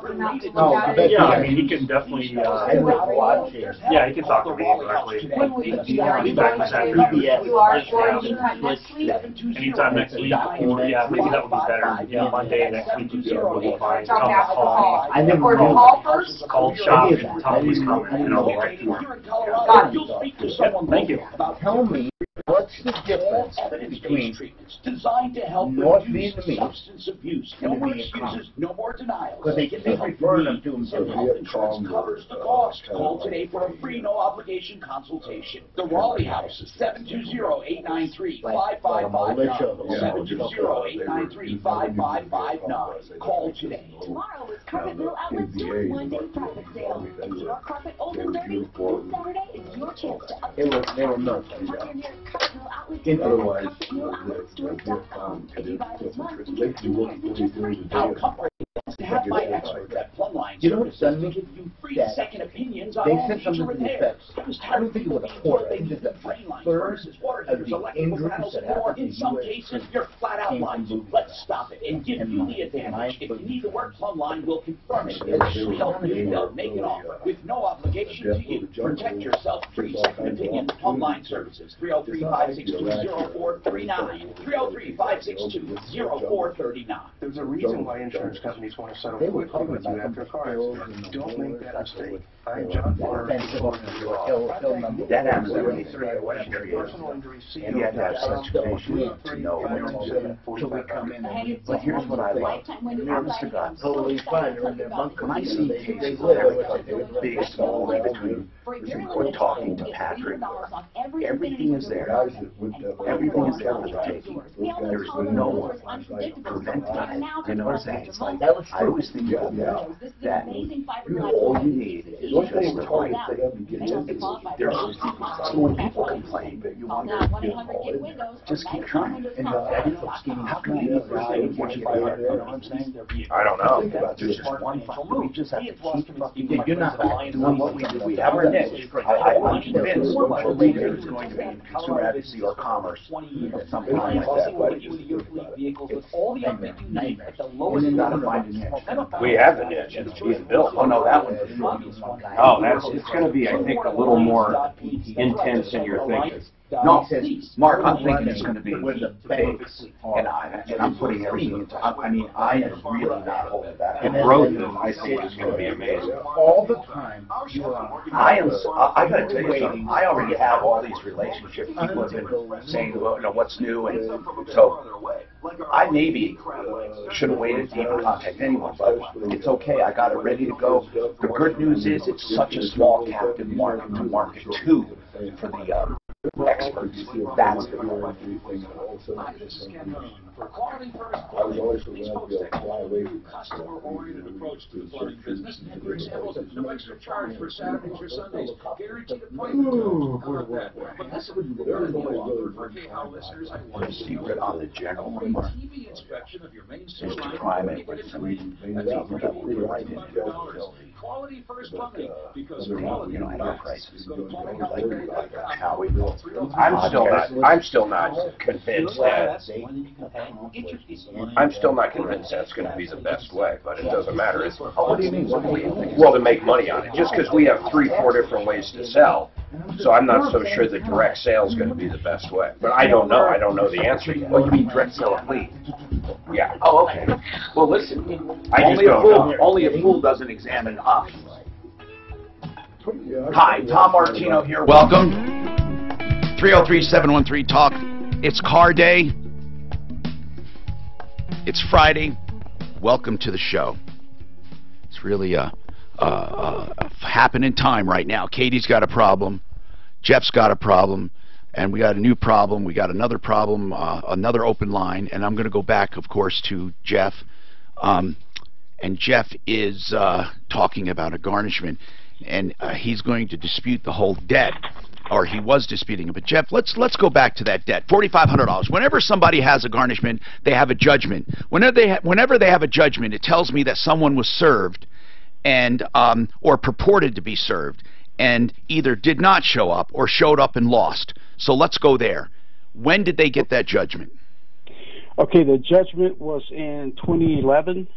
And how was it gotten? Were you there? Actually, I was there. Okay. And what was it for? Okay, in 2008, I had an account with Wells Fargo, and I had a problem with the way they were doing the order stacking, which is what they're in the news for now. They used to process some of my transactions. I understand. They did them in such a way that yielded the most fees because things would bounce, right? Exactly. Okay, so then what happened? So I went into the bank and I told them I was going to close out my account, effective immediately, that I was no longer going to do Okay, where did the fee come from? The fees? Yeah, where did this $4,500 come from? Let's get to that part. Okay, it started out that they kept my account open after I closed it out in May of 2008. They kept the account open. I found out later on that they kept the account open till August of that year. And they kept I had an online bill pay account. So they kept allowing these transactions to come through and try to process, and they kept charging me overdrafts for an account that no longer existed. I got you. Now I see. So what did the charges go to? The charges, I believe, was like around something like $700, if I'm not mistaken. So you accumulated about $700 in fees, and the rest is history, as they say. But here's what I want to know.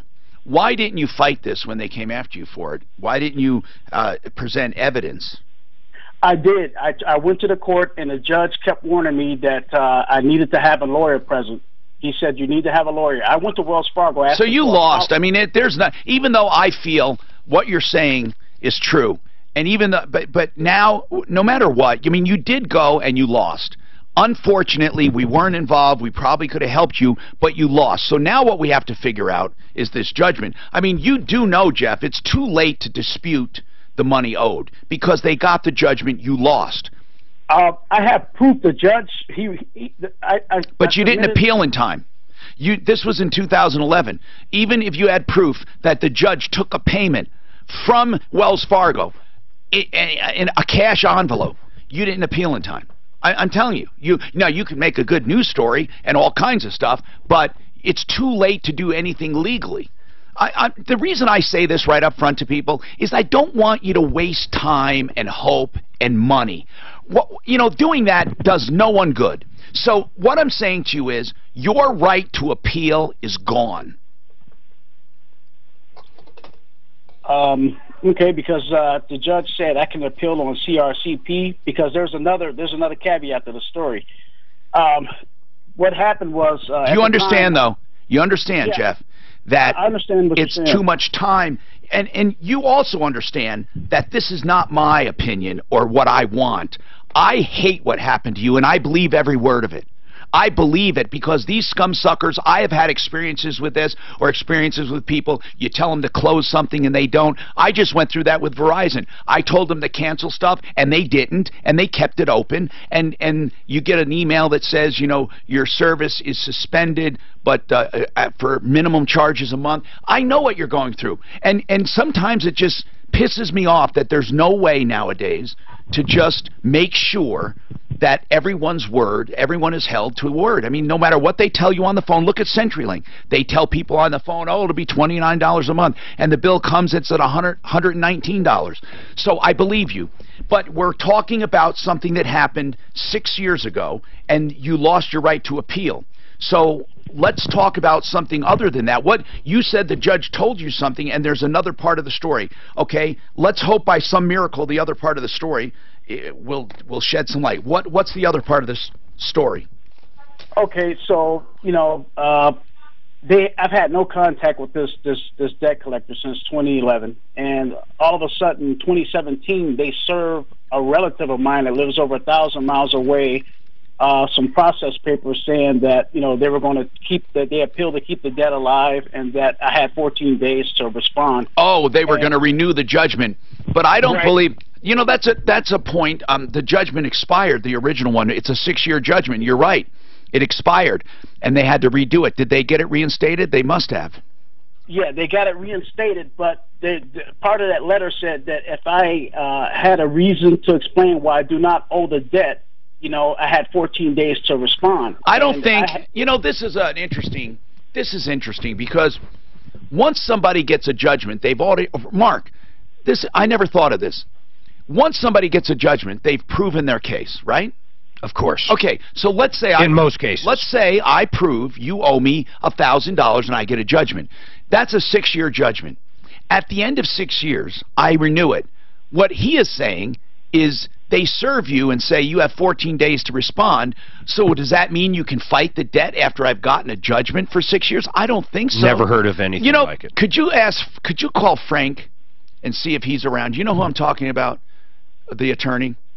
Oh, yeah, I Frank sure Ball. do. Can you ask him? Sure. Okay, this is not a consumer attorney. It's a business attorney for collection only. And I want to ask him if he can help me out here with some information. So hold on, bro, and we'll get back to you.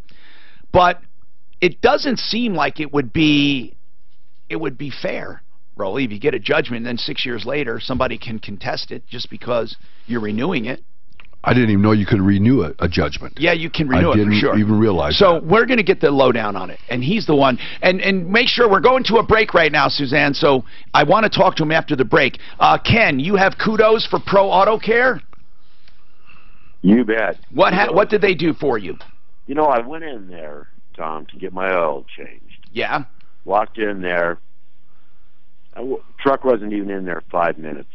2 technicians came out. They go, hey, you have at least 2,000 more miles before you even think about getting an oil change.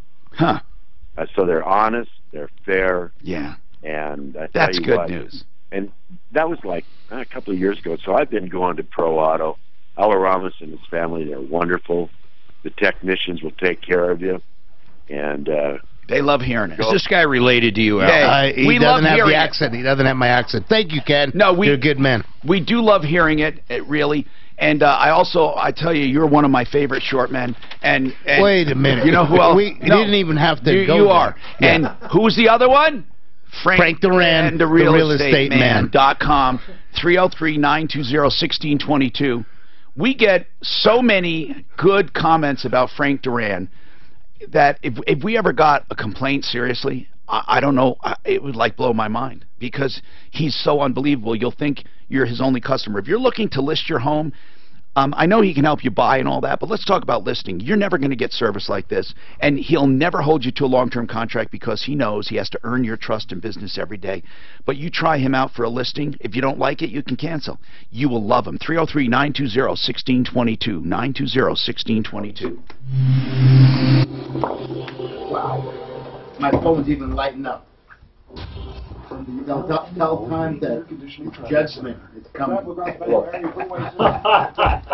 out for crash in the tech center. Southbound I-25 and I-85. 747 is retiring. 747 jet. On the westbound side of C-470 between University. They're pretty old, man.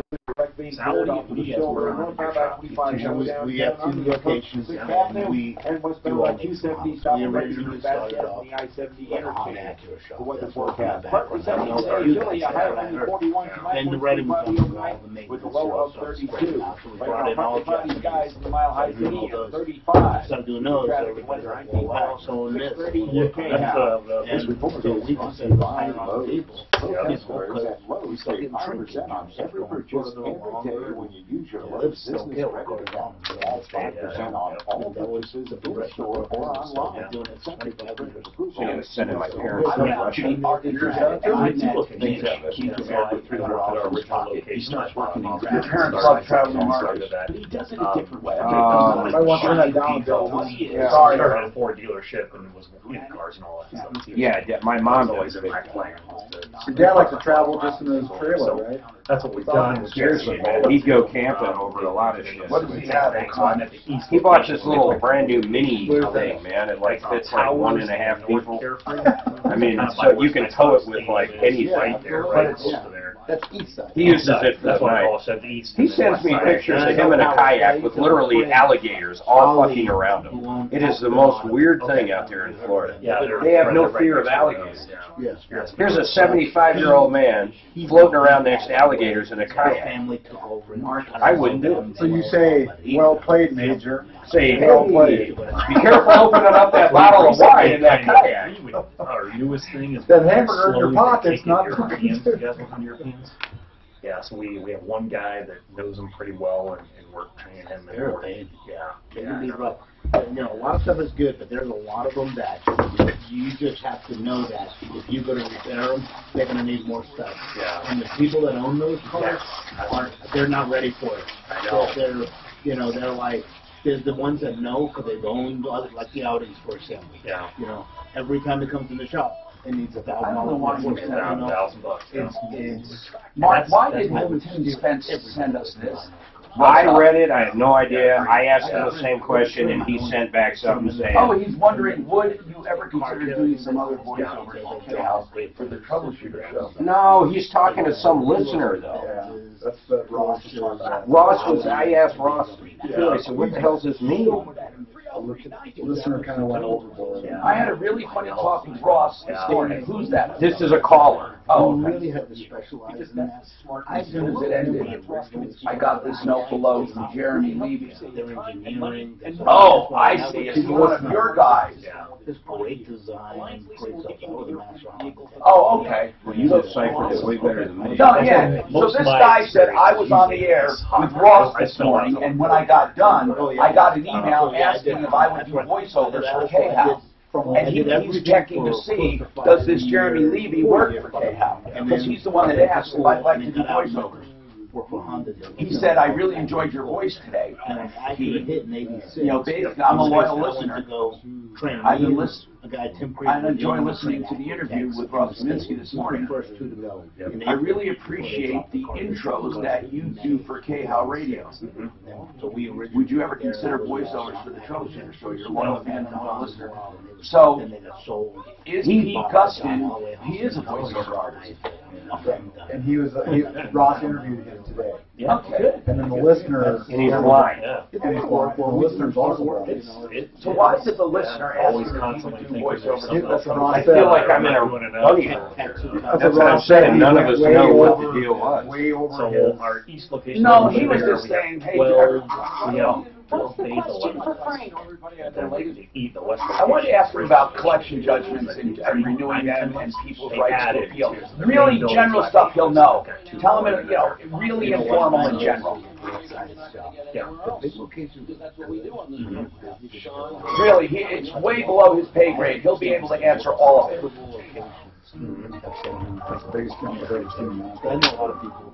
Today? I'm Tom Martino, your consumer advocate. We're trying to get an attorney on who can answer some basic questions about the judgments, and we do have him. Frank Ball is a collection attorney, one of the smartest guys I've met when it comes to this deal, and I'm serious. He works for a lot of people, and God, he's got a big success rate for collection. Frank, welcome, and thank you for taking time out. I appreciate it. Thank you, Tom. Now, Frank, I'd like to ask some basic questions. Like when somebody gets a judgment, whether it's a default judgment or not, that judgment, if it's a 6-year judgment, first of all, can you appeal a judgment right after you go to court, let's say? Do you have, as a consumer, the debtor goes in, the creditor goes in, and the debtor loses? Can I, as a consumer who owes money, can I appeal that? Well, the first thing you're going to do is file, if it's a default judgment, it's different.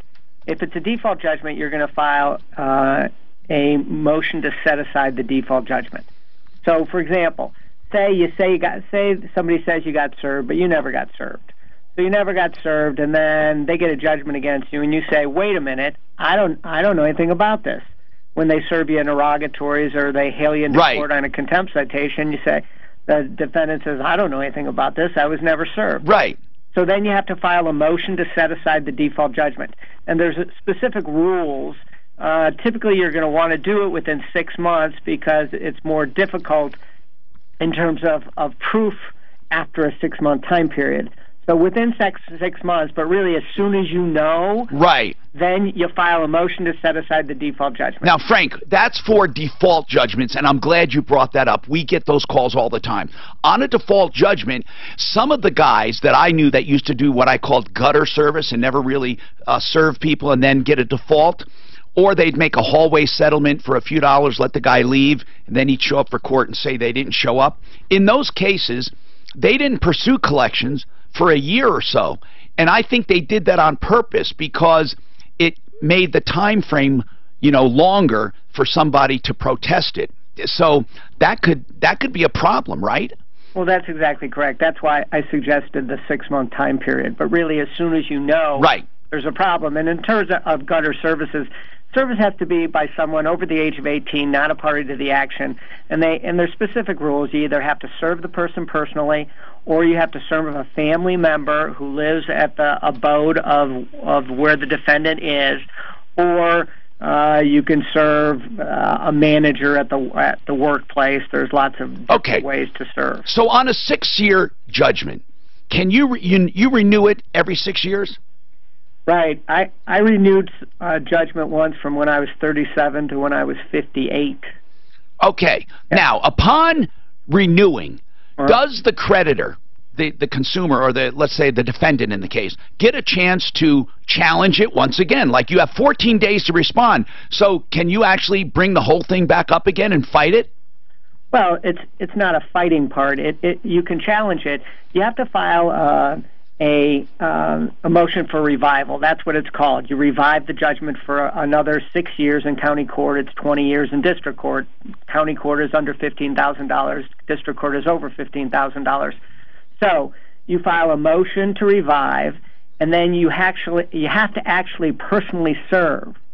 So you have to serve the defendant.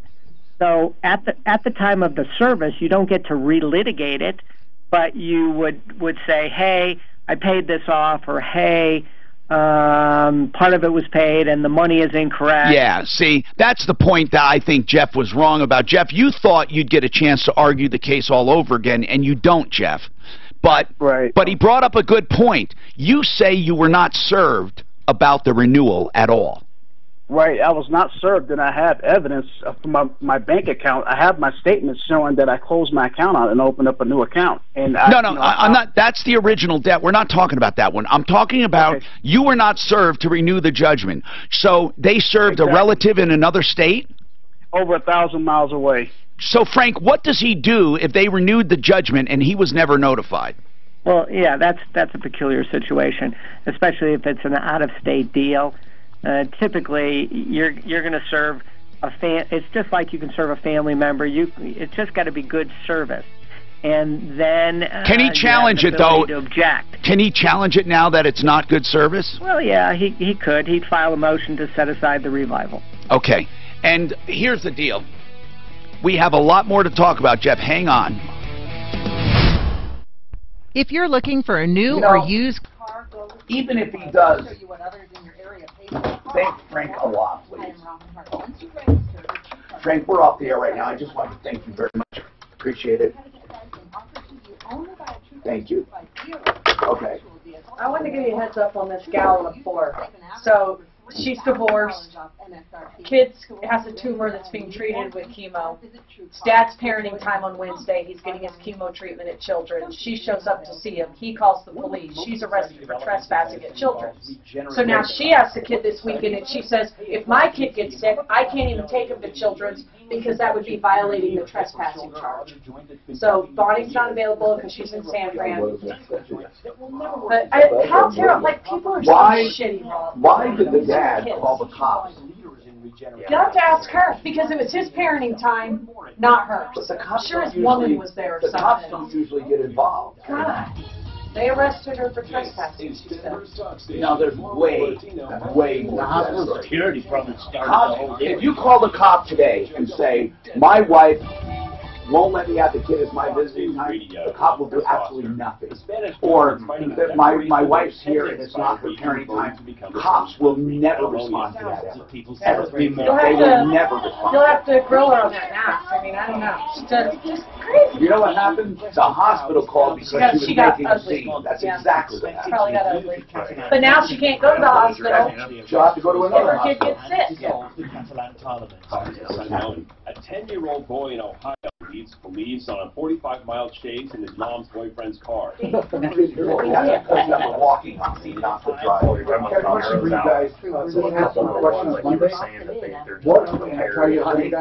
I don't know how to get there. I'm sorry, sweetheart. I don't even remember. I was in such a tizzy that day. And you make sure you tell them that's nothing was done. Not you don't have a okay. And he was not for really God, so I'm going to tell him. I don't think anybody out there, and I'd rather have those sensors in there. Mark, what does the tax package look like? That's good to know you guys. What does the tax package look like? The biggest thing's going to be corporate rates down to 20%. That's where the companies will start investing, and they'll bring a lot of that money back here, repatriate. What's on your mind? You're a deep thought about something. Is there anything? What is it? Because I need, or am I wrong? Because I see deep. No, well, just the last 20 minutes. I'm looking at a cruise for my parents. No, I thought before that you were even before that you were like really like intense. Like you were No, I was reading a lot of articles on pixels. No, I was doing that.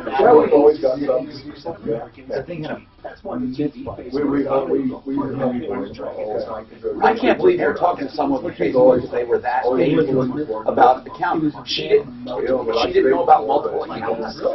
We know what. No. You do it all the time. Yeah, there is. That's what I got to do. I'm going to figure out over the weekend how to just set up my major radio as an agency. Then I can have multiple accounts, multiple pixels. I understand the flow of it now. Let's check them out. None of them will leak. Because of electronics. Because even a single company does multiple campaigns. Tom Martino, 630. Hi, I'm Tom Martino, your troubleshooter, your consumer advocate. 39 years and counting, fighting for you in Denver, and before that, parts unknown, and recovering hundreds of millions of dollars for consumers in cash, merchandise, exchanges, refunds, and services. When you refer people to me for help, I love it. Did you mention who was first, though? Who was first on the referral list? With you. Yeah. Let's see. Can I guess? Jay Bretz. Rolly was first. Oh. Rolly's the first member. Today's car day, so Rolly Purifoy's here from Purifoy Chevrolet. He was the first one on the referral list, and then second was that lender. I think you forget the referral list was on my servers back then. It was. EquityRelief.com. Do you remember them? What happens if you type that in now?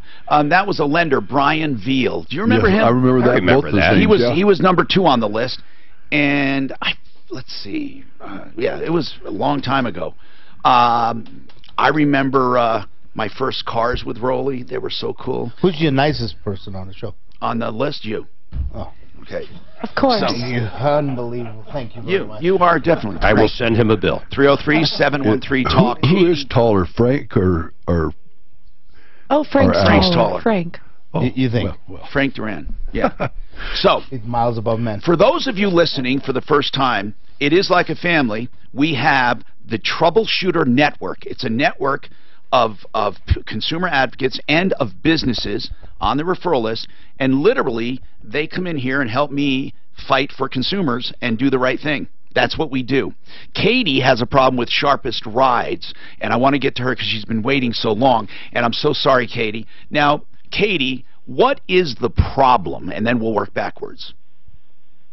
Are you there? Oh, I hope she didn't hang up. You want to call her? Do you remember her call with the Sharpest Rides and Let's talk about it. 2 weeks ago, yeah. It was a couple weeks ago, and I guess... Katie, I don't know. Hold on. Nope. Is that line dead? How do you tell? It must be. Okay. So what about it? Well, I don't know all the details, Tom, but I know in the end we called the Sharpest Ride, and they said they would buy her vehicle back. Wait, no. I don't remember any. I would not forget that. It's just something like that with the Sharpest Ride. Dan, do you know? Had the engine? Yeah, Dan, Deputy Dan. They agreed to look at it. And he did. I talked to the owner, and the owner absolutely said that. What is there? He would buy it back. Wait, Dan. He did say he would buy it back. If she wasn't happy with it, he'd buy it back. But tell me now. You talked to Sharp. Yes. Was it Kevin Sharp or whatever his name? I can't remember his first name, but I did. Okay, so hold on. We're going to get her back on and find out what it is. 303-713-TALK, 713-8255. Jeff, we haven't forgotten about you and your check. And Phil has an issue with State Farm. We'll talk about that as well. And right now, Katie. So, Katie, when you called last time, I don't know why this is not filling in the blanks here in my memory, because usually it does. You called about, what was the problem with Sharpest Rides, the car you bought? Long story short, they sold me that car that broke down that should have been covered under warranty, and then they had it in a shop. Yeah, how did it break down? It turned out it needed a new engine. And you had a warranty with them? I had purchased an extended warranty with the Sharpest Ride. Right. And then I remember it was something, was it something about a covered part covering an uncovered part or something like what failed on that engine? A whole bunch of parts, apparently. They basically, instead of going through the warranty, they went under the warranty and replaced it. But the car's still not functioning correctly, and the warranty that I am paying for is useless. But there was something specifically, Dan, do you recall? Was this a BMW? Yeah. Do you recall what it was? She had the extended warranty, and they did the motor, but it didn't fix the problem. Right. But they didn't do smoking. They didn't do it under warranty. Right. But they didn't charge you. But they didn't charge you either, right, Katie? They didn't charge me for the replacement of the engine. Right. That's why I don't remember having a problem with that, because I thought, even if the extended warranty didn't cover it, they did, so, fine, but it wasn't running right. So all we wanted to do was to get it running right. And Dan, didn't they say they would look at it, or did they, what exactly did... Yeah, they told me that... Right, so I got a hold of the owner there. Hold on, we got a hold of the owner, Kevin Sharp, or whatever, Sharp. And he said if she wasn't happy, that he would buy the car back, or you take it back, or trade it. So Katie, did they not look at it? What did they do after that? They first of all, they shoved me around all different... No, but what did they actually do? Did they take your car in? No, they didn't do anything. Why? They didn't even look at it. Well, what do you mean they shoved you around? Did you literally go there? Oh, yeah, I went 3 times. But why would you go 3 times? Tell me about the first time. You drove in and said, Tom said... I said, I'm expecting to see Kevin Sharp. Right. He's expecting me. And as soon as I got there, he introduced me to his right-hand man. And then? Who I sat down with. Keep going. And they were trying to sell me another car. Okay, and they said I don't want it. Like they're going to trade this in, right? That's what they were going to do? Something like that. But when the numbers came back, they were trying to sell me another $30,000 I understand. loan. So you thought no. And then what? Then after that, then you left? I said, I'm going to hopefully come. I said I was willing and open to hear what they would be willing to offer. But the numbers did not work. But it did not work out. And then what happened? And then they walked out. We sat there for quite a while, and nobody came over, so I had to get home. Okay, and then you went back. You went back a second time without going through the whole thing. Why'd you go back? I went back because I told them that I was not interested in buying another car. But you wanted it fixed. He said if I came back down there that he wanted to make it right. So you went back, and when you went back, what did he do? Once again, Kevin Sharp put me off with some other person. And they tried to sell you a car again? Yeah. And then the third time, what happened? Same thing. Okay, so basically, Mark, this pisses me off. Rolly, this happens so much where we call a dealer and they say, we'll make it right. And what they really mean is they're going to work a deal. They're going to work a trade. And you know what?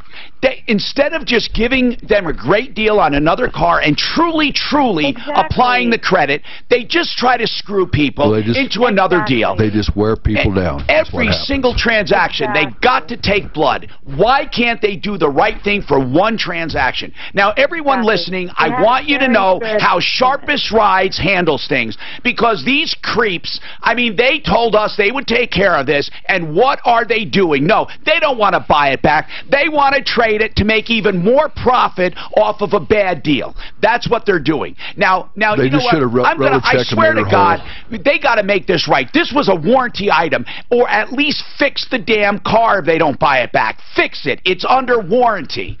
This is what Sharpest Rides is about right now. They don't mean they're going to help. So let's call him back right now. Dan, would you call him back and let's get this thing fixed? This is ridiculous. It would have been different had she bought a car as is and Kevin said, screw you, she bought it as is. Do you know what? I could accept that better than a car that's under warranty, that they replace an engine and don't use the warranty and then won't make it right, and then when she comes back they try to trade her into another car. That's more devious and deceptive than saying, sorry, it was as is. So, come on, one way or another, they made money on that warranty. Come on through. Put this one through warranty. Katie, is that warranty good at another dealer? If that car isn't running right, can you go somewhere and say, oh no, you know what, I bet you they won't cover it because it's a replaced engine, Rolly. I'll bet. Yeah, I don't even know where that engine came from. That part doesn't bother me as much as I wonder if your warranty is null and void right now. It's probably a captive deal. So they got to make this car right. And she, by rights, because they replaced that engine outside of warranty, they should really refund the price of the warranty. I would say if they're really smart, to just unwind the whole deal, make her whole, go away. You know what, Kevin, I'm going to make this a Hallmark case. I'm not letting it go. God. And this is not the first problem we've had with them. Can you recall if they've fixed problems before? I think they have. Let's find out. 303-713-TALK. God, just, you know, I do like what I do. I like helping people, but it's like I can't get the word out enough. I just can't. You can't make things right all the time. You just can't. You try.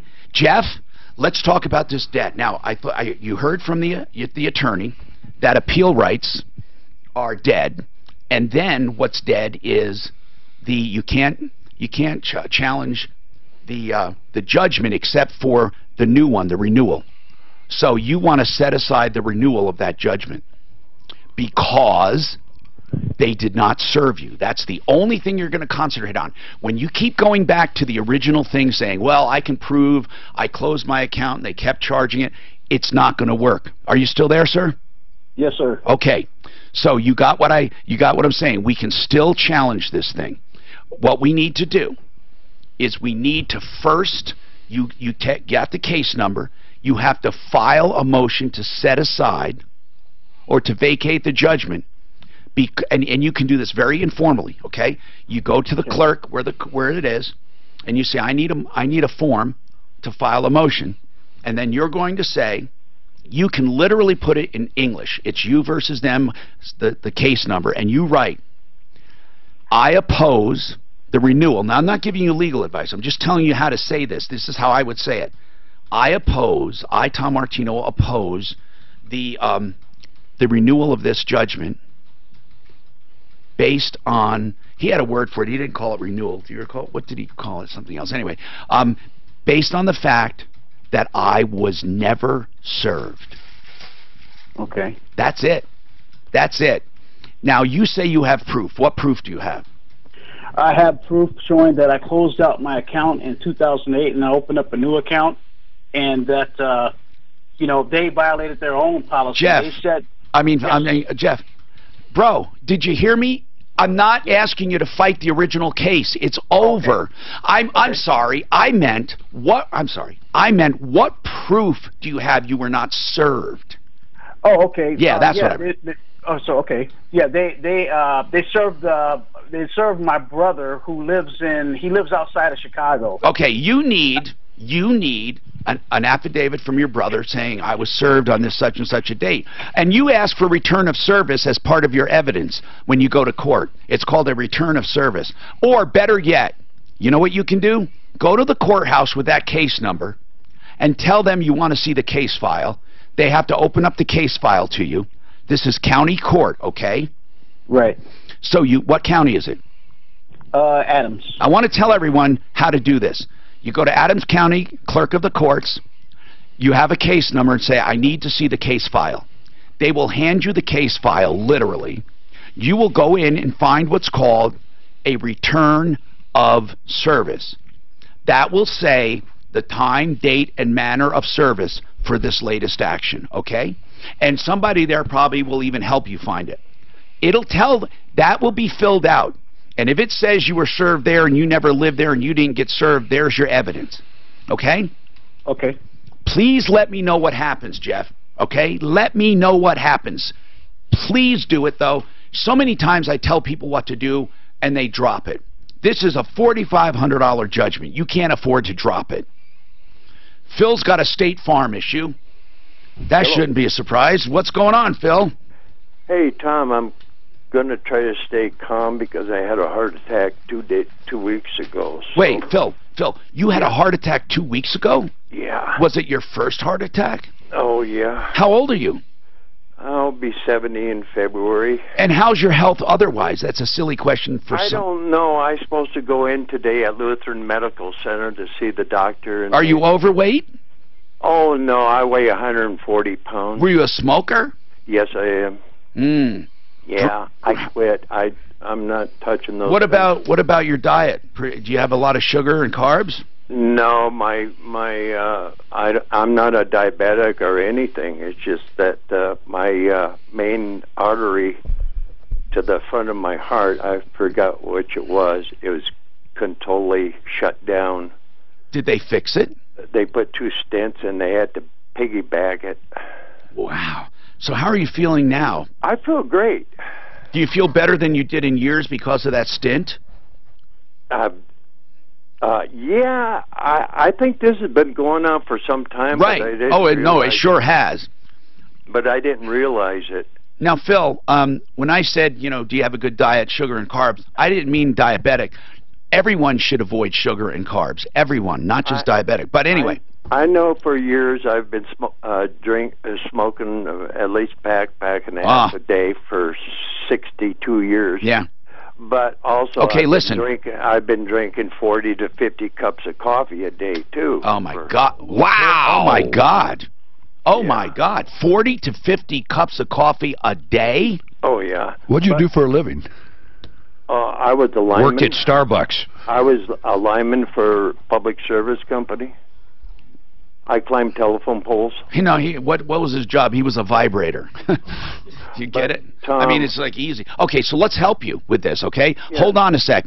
The basic is this. You got hail on your RV. Well, Can I go back a little bit? Well, I want to get the basic first. I'll let you go back to your birth, but first I get the basics. You have hail on the RV, is that right? Yeah, that happened in May. Uh-huh. And then you're unhappy with the settlement? No. Okay. My claim is still open. Okay, so let's come back to that, and I'll keep you calm. Okay? Raleigh House. Speaking of, cups of coffee, that's not exactly an addiction that they can work with, I don't think. But to get serious, they do work with addictions. And addiction is probably the #1 ailment of the country because it's mostly unreported. When we talk about problems, heart disease and all of that, addiction probably tops all of them. Every one of us knows someone with an addiction. Or if we're honest with ourselves, we may have an addiction, but we don't want to admit it. We've established this special line at the Raleigh House for those people who have addicts in their life. They want to know how to approach them, what to say, even arrange a visit, or to get all their questions answered on what treatment is. At the Raleigh House, treatment is all evidence-based, designed to help reduce substance abuse. So they will tell you about that program, which is a 90-day program. You can ask about insurance. Don't think it will. No excuses. 720-893-5559. Do it for someone you love in your life that you want to see helped. 720-893-5559. From the L&L Heating and Air Conditioning Traffic Center. This report is brought to you by Farmers Insurance. We are farmers. Bum, ba, bum, bum, bum, bum. Some slow spots in the highway drive in the metro area. Southbound I-25 approaching Quincy. There's some debris in the highway. Most of it's been cleared out of the way. Still a few chunks left over, so people are slowing down along that stretch. Once you get south of Bellevue, you should be in pretty good shape. Southbound 225 slow on the approach to I-25. Looks like I-25 slow downtown in both directions, pretty much between 6th Avenue and the I-70 interchange. For more real-time traffic updates on your route, download the new Total Traffic app powered by Traffic Karma. The weather forecast, partly sunny, chilly today with a high of only 45. Right now, mostly cloudy and 37. With your traffic and weather, I'm Pete Wagner, 630 KHOW. As the road you travel changes, so do your insurance needs. Talking with a Farmers agent can help you assess whether you're ready for the journey ahead. Find an agent at farmers.com. We are farmers. Bum, ba, dum, bum, bum, bum, bum. Are you retired or planning for retirement? Retirees have lots of financial questions and need to make lots of decisions. You want to get them right. Hi, I'm Linda Gardner, host of Your Money, Your Retirement, every Saturday on 630 KHOW. You're invited to attend my free retirement classes on Saturday morning, October 28th. The first class, Will Tax Mistakes Derail Your Retirement? If you've saved a lot for retirement, taxes could be your largest expense. What can you do to reduce your taxes? And the second class, 7 retirement threats and mistakes to avoid so you don't outlive your money. In these classes, I'll share important concepts and questions you need to consider to make the right decisions for your financial future. Seats are limited. Enroll now, and I'll see you on Saturday morning, October 28th. For more information, go to registercolorado.com. That's registercolorado.com. Or call 720-488-8604. That's 720-488-8604.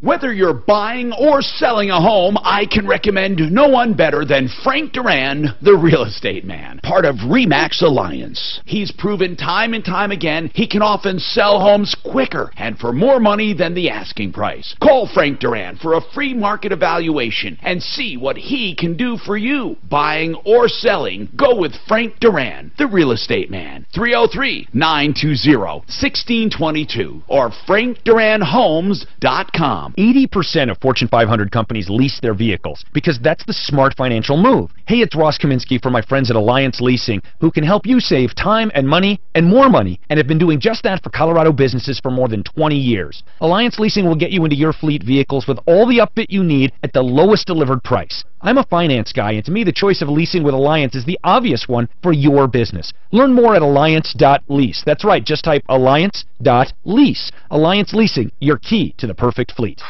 Flashlight. Oh, yeah, while I'm here, I should get some fresh batteries. Things you grab when you need them. While we're here, can you grab some milk for me, honey? Things you grab when you want them. I better grab another sixer while I'm here. Things you grab when you gotta win $1,000. Honey, can you turn up K-How and grab my phone? Your shot at $1,000 every hour, 16 times a day. Keep listening for the keyword to text weekdays from 4 a.m. to 8 p.m. It's the Cash Grab on 630 K-How, Denver's talk station. Coloradans 62 and older, are you not feeling as financially secure as you'd like to? Is cash flow tight? Are you retiring or experiencing a life change? And do you own your own home? Then consider a reverse mortgage from American Financing. Reverse mortgages are loans that pay you monthly by using the equity in your home. They also protect your spouse from possibly losing your home if you pass away, and FHA ensures that you never owe more than your house is worth. Hey, it's Ross Kaminsky, and here are the facts. You benefit immediately from no monthly mortgage payments, and you have access to tax-free money, all while owning your home. That's right, you still own your home, but now have access to your equity when you need it most. With a reverse mortgage from American Financing, you can feel confident about living your golden years with financial comfort and security. Their mortgage consultants are salary-based, so conversations are simple, straightforward, and honest. Call American Financing today at 303-695-7000. That's 303-695-7000 or online at AmericanFinancing.net. NMLS 182334, regulated by the Division of Real Estate. Michael Brown, afternoons 4 to 7. The Vegas security guard left the country after the shooting. Since when are material witnesses allowed to leave the country after being shot in the leg? Join me Friday at 4 o'clock for more Irreverent Talk Radio.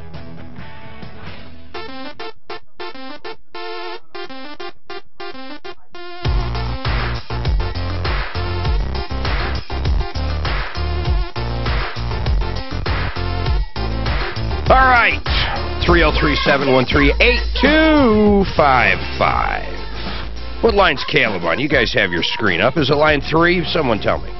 Is that correct? Kayla on 3. Kayla on 3. What is going on with you? Hi, my name is Caleb Banks, and I was calling because, thank goodness for you, Tom. What would the people do without you? We wouldn't be able to do anything for that matter. I was calling because I have a problem with Westminster, Mercedes-Benz of Westminster. What happened? I took my vehicle in for a warranty on my fuel tank. I took it in, everything was fine. I pulled the car out 2 hours later. The check engine light came on. I called them. They told me, oh, you'll be fine. The next day, me and my mom were driving down the street. Smoke came out. The transmission fluid and the oil leaked out. I had it towed there. In the morning, they told me that they were not, they didn't have to go nowhere near the engine, and that the serpentine belt broke the transmission cooler line, which... It actually sounds possible. Yeah, all this guys sounds like it could be. It does. It's kind of unusual, but... well, unfortunately, I have every picture, video, and everything else from when the car started leaking the oil. We popped the hood, and you can clearly see the serpentine belt is intact. So if that is what caused the transmission cooler line to cut, why is it that? But guys, if they did, intact? What did they do warranty-wise on the gas tank? Did they put a new gas tank in? Did they do a fuel pump? What did they do? They weren't specific. I'm looking at the invoice records, and they weren't very specific on that. All they said is a warranty fuel system repair. After that, it was... Well, did you ask them what they did? Yes, I did. And what did they say? When I asked him what he did, and I asked for the parts that they took off of the vehicle, he told me he doesn't have to give me those. And I also asked for me to get the service records, the rest of the service records, now that they were done doing the warranty stuff, and he said no, he refused to give me my service records. I assume this warranty is a used car warranty, or is it a new car warranty? Well, they had a campaign, a recall on the fuel system in the vehicle, National Public Highway and Safety. Did you buy it new or used, though, is what I'm trying to figure out. No, I bought it used. Okay, so the warranty, of course, doesn't cover these other items that happen. No, this is just a lifetime warranty through... Guys, what do you think? I mean, what do you do on something like this? She thinks because they touched it, everything now is their fault. I don't know if it is or isn't. We see this is happen. My thing. I brought the car in without a check engine light on. My car was running. I only brought it in for a fuel leak. The gentleman gave Right, Kayla. So they fixed the fuel leak. They fixed the fuel leak, though, right? Well, so they say, but in the warranty information that they're supposed to abide by, they didn't fulfill the whole warranty if you didn't do the whole line. The whole line was supposed to be done all the way to the engine. Who said that? Department of Public Highway and Safety. Wait, Kayla, you had a leak in your fuel line, right? She said it was a recall. Okay. It was a recall. Oh, okay. There was no leak. And you're saying that the recall was not followed. Not at all. How old is this Mercedes? This is Mercedes-Benz Westminster. How old is your Mercedes? Oh, it's 2007, sir. Okay. So you did a recall, and whether they did the recall or not, let's put that on hold. But now you say you have a check engine light. I have a check engine light. But could it be related? We don't know. I mean, it could be. It sounds like a coincidence, but what do they say is wrong with the car? Forget about the light. The transmission fuel line is the transmission cooler line is what needs to be replaced on the vehicle. I'm not talking about the recall. What's wrong with the car in addition? What's wrong with the car now is the transmission cooler line. That was not the recall. That's in addition to the recall. This is a fuel line for the recall. Okay, well then... And then she said she had a light on, and that could be part of the evaporative emissions if they screwed with the darn fuel lines. And who knows? Here's the point. Did Westminster, Mercedes, that's a great dealership. We never get complaints, only compliments. So I just want to know, are they responsible? Are they responsible for a transmission line? No, unless the warranty covered it. Do you have an extended warranty, right? Correct. Does it cover the transmission line? Yes, it does, sir. Then they should fix it. What's the issue? I don't even understand. Well, because that transmission... I don't know what it is. Mark, what were you going to say? I went to the department... Hold on. Go. I think there's a heck of a lot more damage than just a transmission line. It sounds like... Is the vehicle even running now? Okay. First of all, she keeps talking about the recall and then the other problems. We have to separate them. Yes. We have to separate them. Forget the recall right now, okay? Whether that's done right or not, we'll figure that out. The real problem is now you say after going to them, you had more problems than when you went in. Is that it in a nutshell, right? Are you there? Well, she hung up. You know what? It's good she hung up, because when people can't listen or can't get their story straight, she's talking about a recall. That thing does have to be done. If they caused additional problems, then they should fix them. But what did she tell you, Mark? Did they cause additional problems? What was she was talking about? Oil leaking out. She was talking about transmission. The serpentine belt, a broken serpentine belt, and hit the lines. And the lines. Why are they responsible for that? They're probably not, because there's she also said, though, she has video of when it happened and the serpentine belt was intact. She's got photos. Obviously, got to see all that. The lines to go to the radiator, the serpentine belt's on the front half of the motor.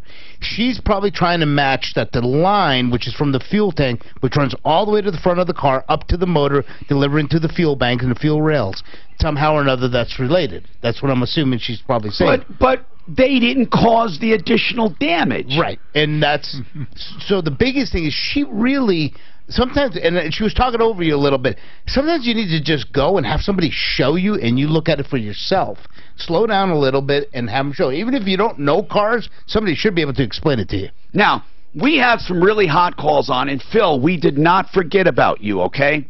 So we're going to take a quick break, and I'm going to talk to Phil off the air about a couple things, and then Retta has a very serious problem that I'd like to address and get some opinions on concerning Children's Hospital, child visitation, and trespassing. Yes, all of that comes into play. This report is brought to you by the Exogen Temporals. Hey, Phil, we get that ever since. Hey, Phil. Ever since. We're off the air right now, so there's a reason talking over. I missed that, Kayla. Yeah. They start talking over you. They probably don't hear some you can hear her get mad at him.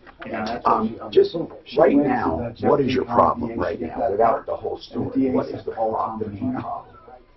Oh, no. Oh, that's what she told me this morning. She heard what? She talked to the Jefferson County DA, and the DA says, it sounds like you got a good case here. This is wrong. Call Tom. Yeah. She told me this morning. I talked to her this morning. Tom probably needs to know that. That's a great little kudos on the line. I wish I would have been in here when I was in there. Oh, yeah. They're just looking for someone to blame, and they eyes glaze over, and they can't hear reason. Okay, so here's what I find always funny.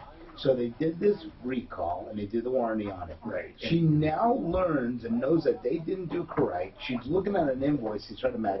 She knows the recall campaign because she's done the research on it, which are the lines. Didn't I hear at the beginning she said fuel tank? Yes, she said fuel tank. Fuel system. I guess a tank all the way through. Hold on. The tree branch was from 2011. So they want to pay you $9,000 for that first claim, but they're claiming that's they get more money. Get more money, but here's how warranties work. You only get paid. Tell me if I'm wrong. You only get paid when you set them back. Really? You get paid on the claim. So what's the problem? The way to complete your claim is that the parts that have been warranted have to go back. Yeah, the recall parts, they want all that stuff. No, they don't want that. Yeah, that's because warranty once they process. told them, and they give you a grace period to do that, but they'll kick back the claim. Yeah, for but so since 2011, you've been having full coverage on it. That's what they're doing. And they never pulled the coverage on a salvage vehicle. Oil. When the train lines go out, it puts oil everywhere. And that's what she is. Or maybe the line creeped up close to the serpentine. What do you mean this time? Or a hole in it, and then it, volcanoed all over the place. Right, I know that. Was it bolted down or something? Yeah, maybe something like that, which probably had nothing to do with what they did. Right, I understand that. So when did they pull your insurance coverage? It's always hard to see that. Did they go retroactive back to 2011? Did they give you a refund of premium? Did you make her mad? But that's what they have to do. Why didn't they refund your premium? It's always right. Well, that's what you're due, for sure. Hold on a second. Listen here, you I understand completely, so hold on. Yeah. I need compass for line. I need compass for Phil. Check somebody on the boat. Yeah. One of them use law. She goes and I got an update on Sharper's Ride, Tom. Owners, Kevin's in Hawaii. He'll be back on Monday. We're going to try to set her up for Tuesday. That's exactly what I think. Yeah, what up? With Kevin, if he'd come on the radio and say what the hell he's going to do with her. It's that BMW at Sharper's Ride. That was a 2005. I talked to the general manager, and he didn't want to come on the radio because he had talked with her. She had finances from the public. It's back. She didn't hang up. She's back. I mean, she's just, you know what I'm saying? Yeah. She's back! Requested Mark. He said he was that nice guy. Okay, I'm Tom Martino. Kayla never hung up. We were disconnected for some reason. I couldn't hear her. I really want to take care of this because I know that dealership very well. I don't have any special allegiance to them, but I know them, and I just want to separate, though, two things. She took it in for a recall. I don't want to address that right now. That's not important right now. What is important is what happened after that. So, Kayla, after the recall was done, you had major problems. Is that right? Very correct, sir. Okay. What were the major problems from chronologically? What happened first and second and all of that? With the transmission fluid coming out, it caused the engine to there's no power but in the car. You went right to with the transmission fluid coming out. Okay, I didn't hear how that happened. What do you mean with the... Go ahead. I have no clue. We were turning out of a King Soopers parking lot coming down Colfax.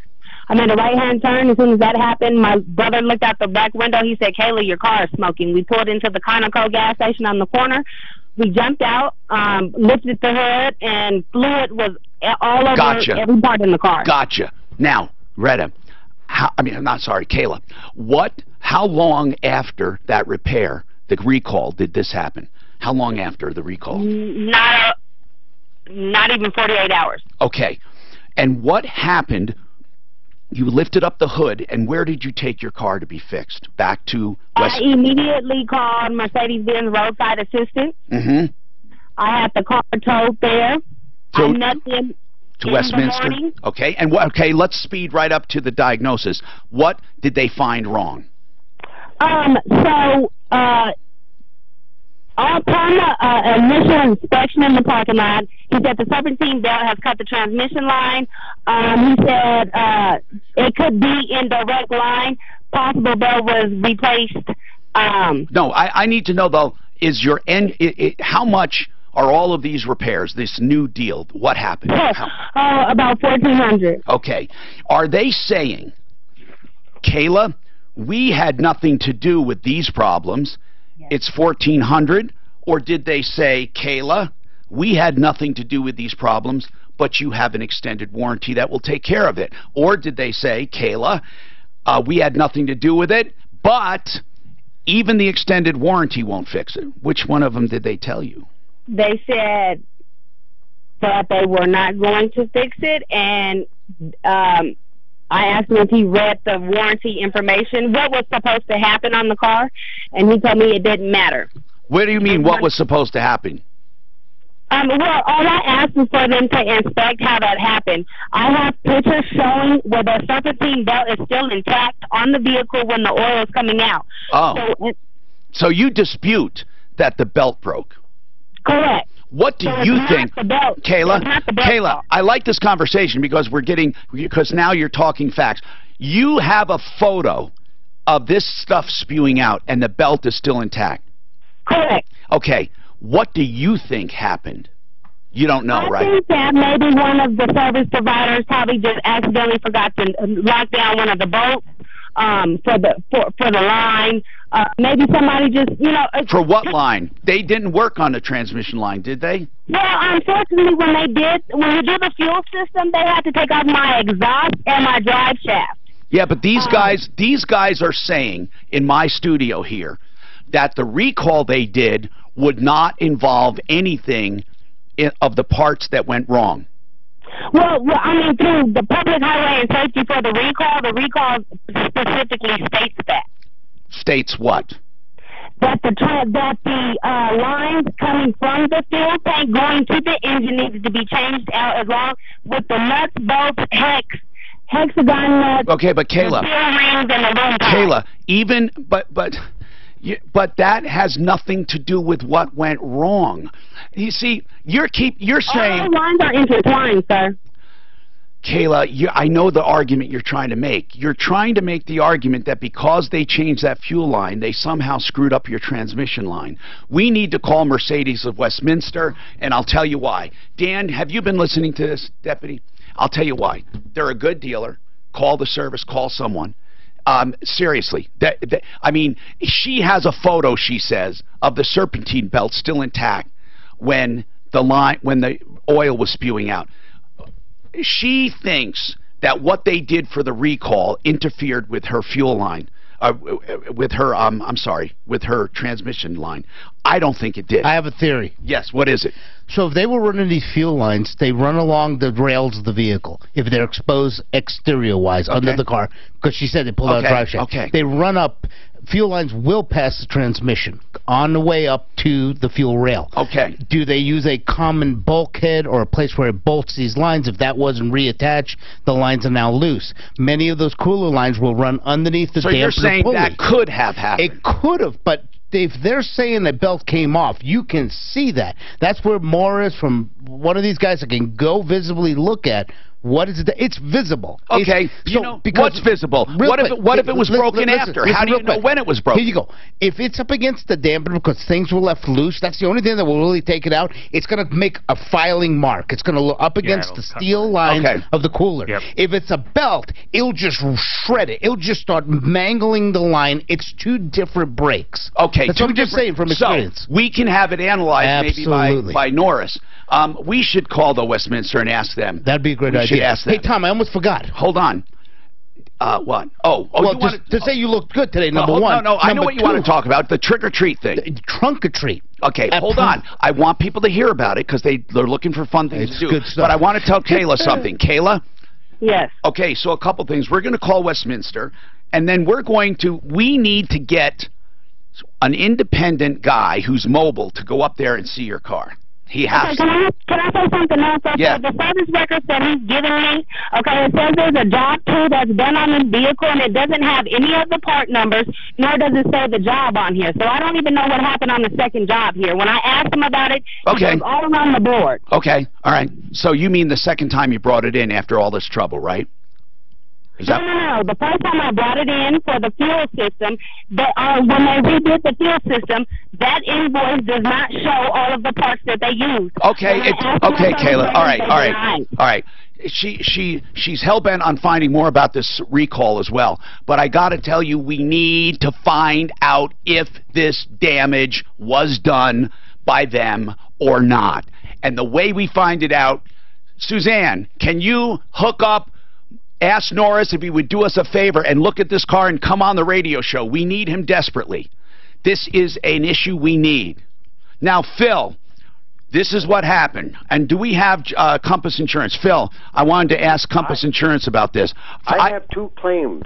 I understand that, Phil. Okay. I understand that. But I'm going to tell you things that I don't want to upset you because you just had a heart attack, but I can't necessarily lie to you either. So I'm going to tell you what I got off the phone. Here's what happened. He had a claim in 2011 they never paid. Never.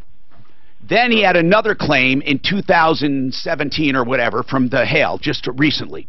So he wants to be paid on his hail. Now listen to this. What would you do on this? I want everyone's opinion. Mark and Suzanne, maybe you could just give me your opinions on this because I really need them. I don't know what to do. He didn't have his claim paid in 2011, and in 2017 he gets another claim. Listen to this. The claim now is for hail damage. The claim back then was for a tree falling. So when he told them that, listen to what they did. They went back to 2011 and said, you're right, you should have been paid for that. And they paid him. But they paid him $9 grand and said, we're totaling the vehicle. So he wanted to keep it. So he kept it. So in 2011, retroactively, they give him a $9,000 check. He buys the vehicle back. Now he has the vehicle. He gets hail damage now, and he says, I want that hail damage fixed. They say, hell no, we're not going to insure a car that's salvaged. Right? So they won't cover it. And sounds pretty normal, actually. But he's been paying full coverage since 2011. Yeah, they've been accepting his money. That's a problem. That's a problem. So I want to talk to Jeremy, and Jeremy does not represent any of these companies. This is Allstate we're talking about, and I am... or State Farm, I mean. And Jeremy is with Compass Insurance Group. I'm only using him as an expert. Jeremy, time is of the essence, but I just wanted to lay this out. He had a claim for hail in 2017. When he called them about it on his RV, he complained about never being paid for something that happened in 2011. They went back to 2011 and researched this with him and paid him out on that claim, $9,000. But it was enough to total the vehicle. He took the $9,000 check and then paid them to keep the salvage vehicle. Now he has hail damage in 2017 he wants fixed. They won't fix it because they say the car's salvaged. But he's been paying them premiums every year since 2011. Is that crazy? Right. Yeah, and they should be able to retro that back to adjust. So, Phil, they did cancel your insurance once they found out, right? You think they'll even retro it back that many years? If they're not giving them coverage, they should. They didn't give them coverage. I get it. Well, I have liability on it now. But, Phil, did they give you any money back for the insurance for the full coverage since 2011? No. They should give you some money back. No. I would agree with that.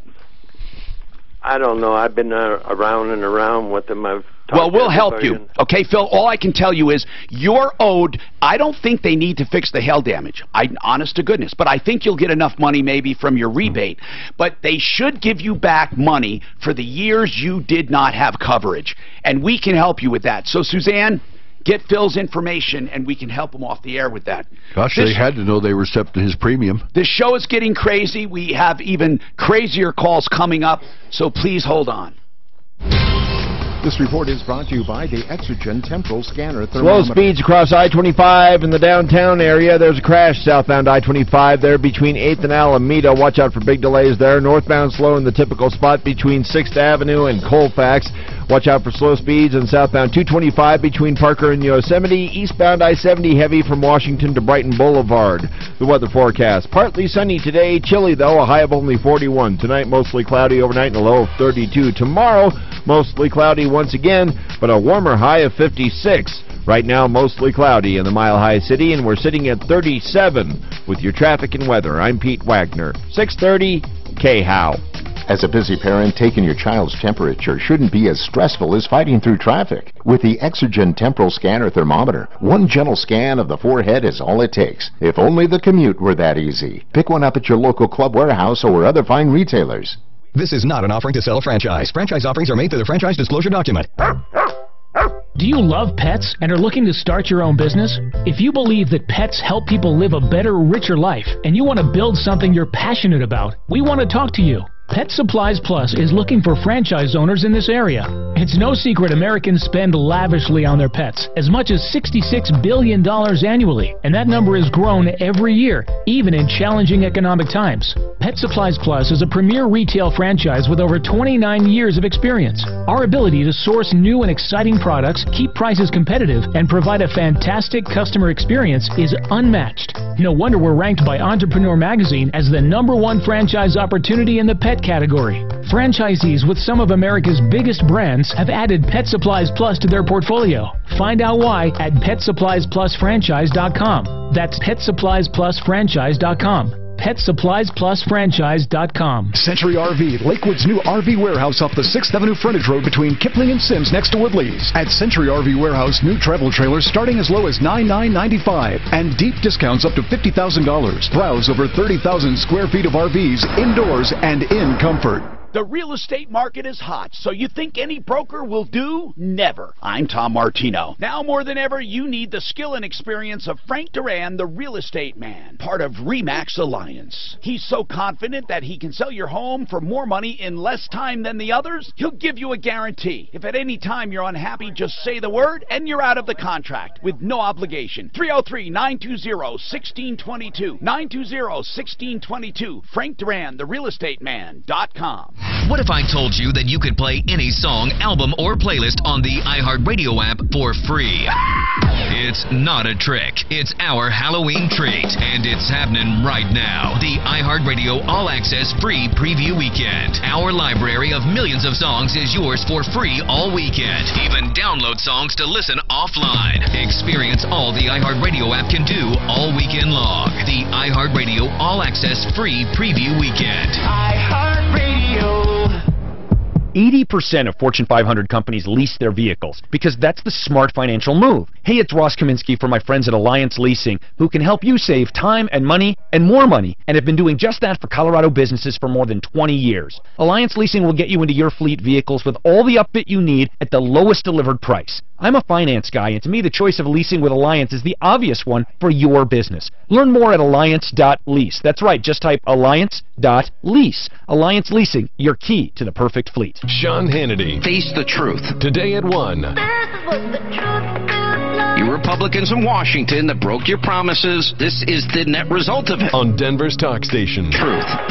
630 KHOW.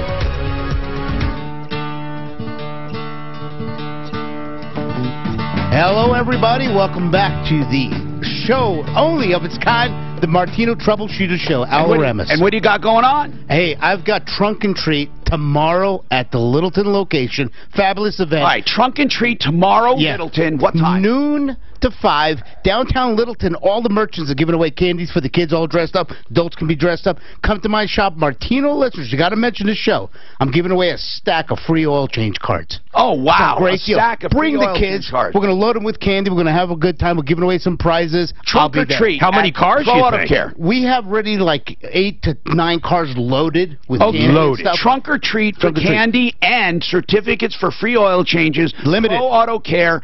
That is on Santa Fe, just south of Bolsner, right near that McDonald's there. Raphome Community College. On the east side of the street. So go there starting at noon, and all of Littleton merchants are doing it. And I'll be in my best costume. Okay, cool. All right, are you going to dress up like me? I was actually doing that exactly right. Now, this is a problem that is complicated, and I want to know if we have enough time. I hope we do. Retta, this sounds dreadful. What happened to you? Oh my God, Tom. I don't know where to begin. Okay, let's begin. Since I know a little bit, I was told by Suzanne, who screened the call. Yeah. You and your husband are divorced. Yes, for 7 years. And you share custody of a child. Well, here you go. Going just a little bit back. We don't have to go back, Retta. Okay. Is that correct, that you share custody? No, I only have visitation rights. Okay, good. Thank you for telling me that. You only have visitation. And on the day your son, was it your son or daughter? That's my son. Your son got injured and was at Children's... No, not injured. My son has a tumor. Oh, I'm sorry. Throat. You're right. Yeah. You're right. Go ahead. My son has a tumor. And he was at Children's. And he was at Children's admitted one Friday night when it was his parenting time, and he calls me on Saturday morning, 9 o'clock, tells me that my son was spent overnight in hospital. So I was like, why you didn't get me information before the time, so that my son was in the hospital? I understand. It's terrible. I live in Denver area, and my ex lives in Eagle County. So the divorce process happened in Eagle County, which is Vail Valley, Colorado. Okay, but Retta, let's get to this point. Yes. Your boy was admitted Friday into the hospital. You were told Saturday morning. Yes. So afterwards, on Wednesday, they schedule the hospital, again, appointment with Children's Hospital that... Hold on. Retta, was your son let go on Saturday, or was he still in the hospital? He is let go from the hospital. He is not in the hospital at this moment. Not now. I'm asking you this. He was admitted on Friday. He stayed Friday, and Saturday you were told. When did he leave the hospital? What day? Well, my son been in the hospital in the last 2 weeks 4 times. Okay. So when Yeah. So your son, that Saturday morning when he said our boy had to spend the night in the hospital, okay, yes. Where was the boy then? Was the boy leaving the hospital, or was he going to stay there on Sunday too? No, he left the hospital. Okay. That Saturday morning. Gotcha. He left the hospital. Got you. Mm-hmm. Then what happened? Then he went back in the hospital? On the 11th. On Wednesday. On the 10th. On the October 10th, my son had the MRI scheduled for his tumor to see like what's going on. We're never going to get through this, so we just won't. So I'm going to try to speed this up. He went to the hospital on Wednesday. Is that correct? He went to the hospital just this Wednesday to start chemotherapy. Okay, and what happened at Children's Hospital? Okay, so while I was nurturing my son in the radiology area where other little sick children with You took him to the hospital on Wednesday? He took him to the hospital. Okay, when was your visitation time? My visitation is this weekend. Okay, so you went to see him on Wednesday because he was in the hospital? That's correct. Okay, and what happened?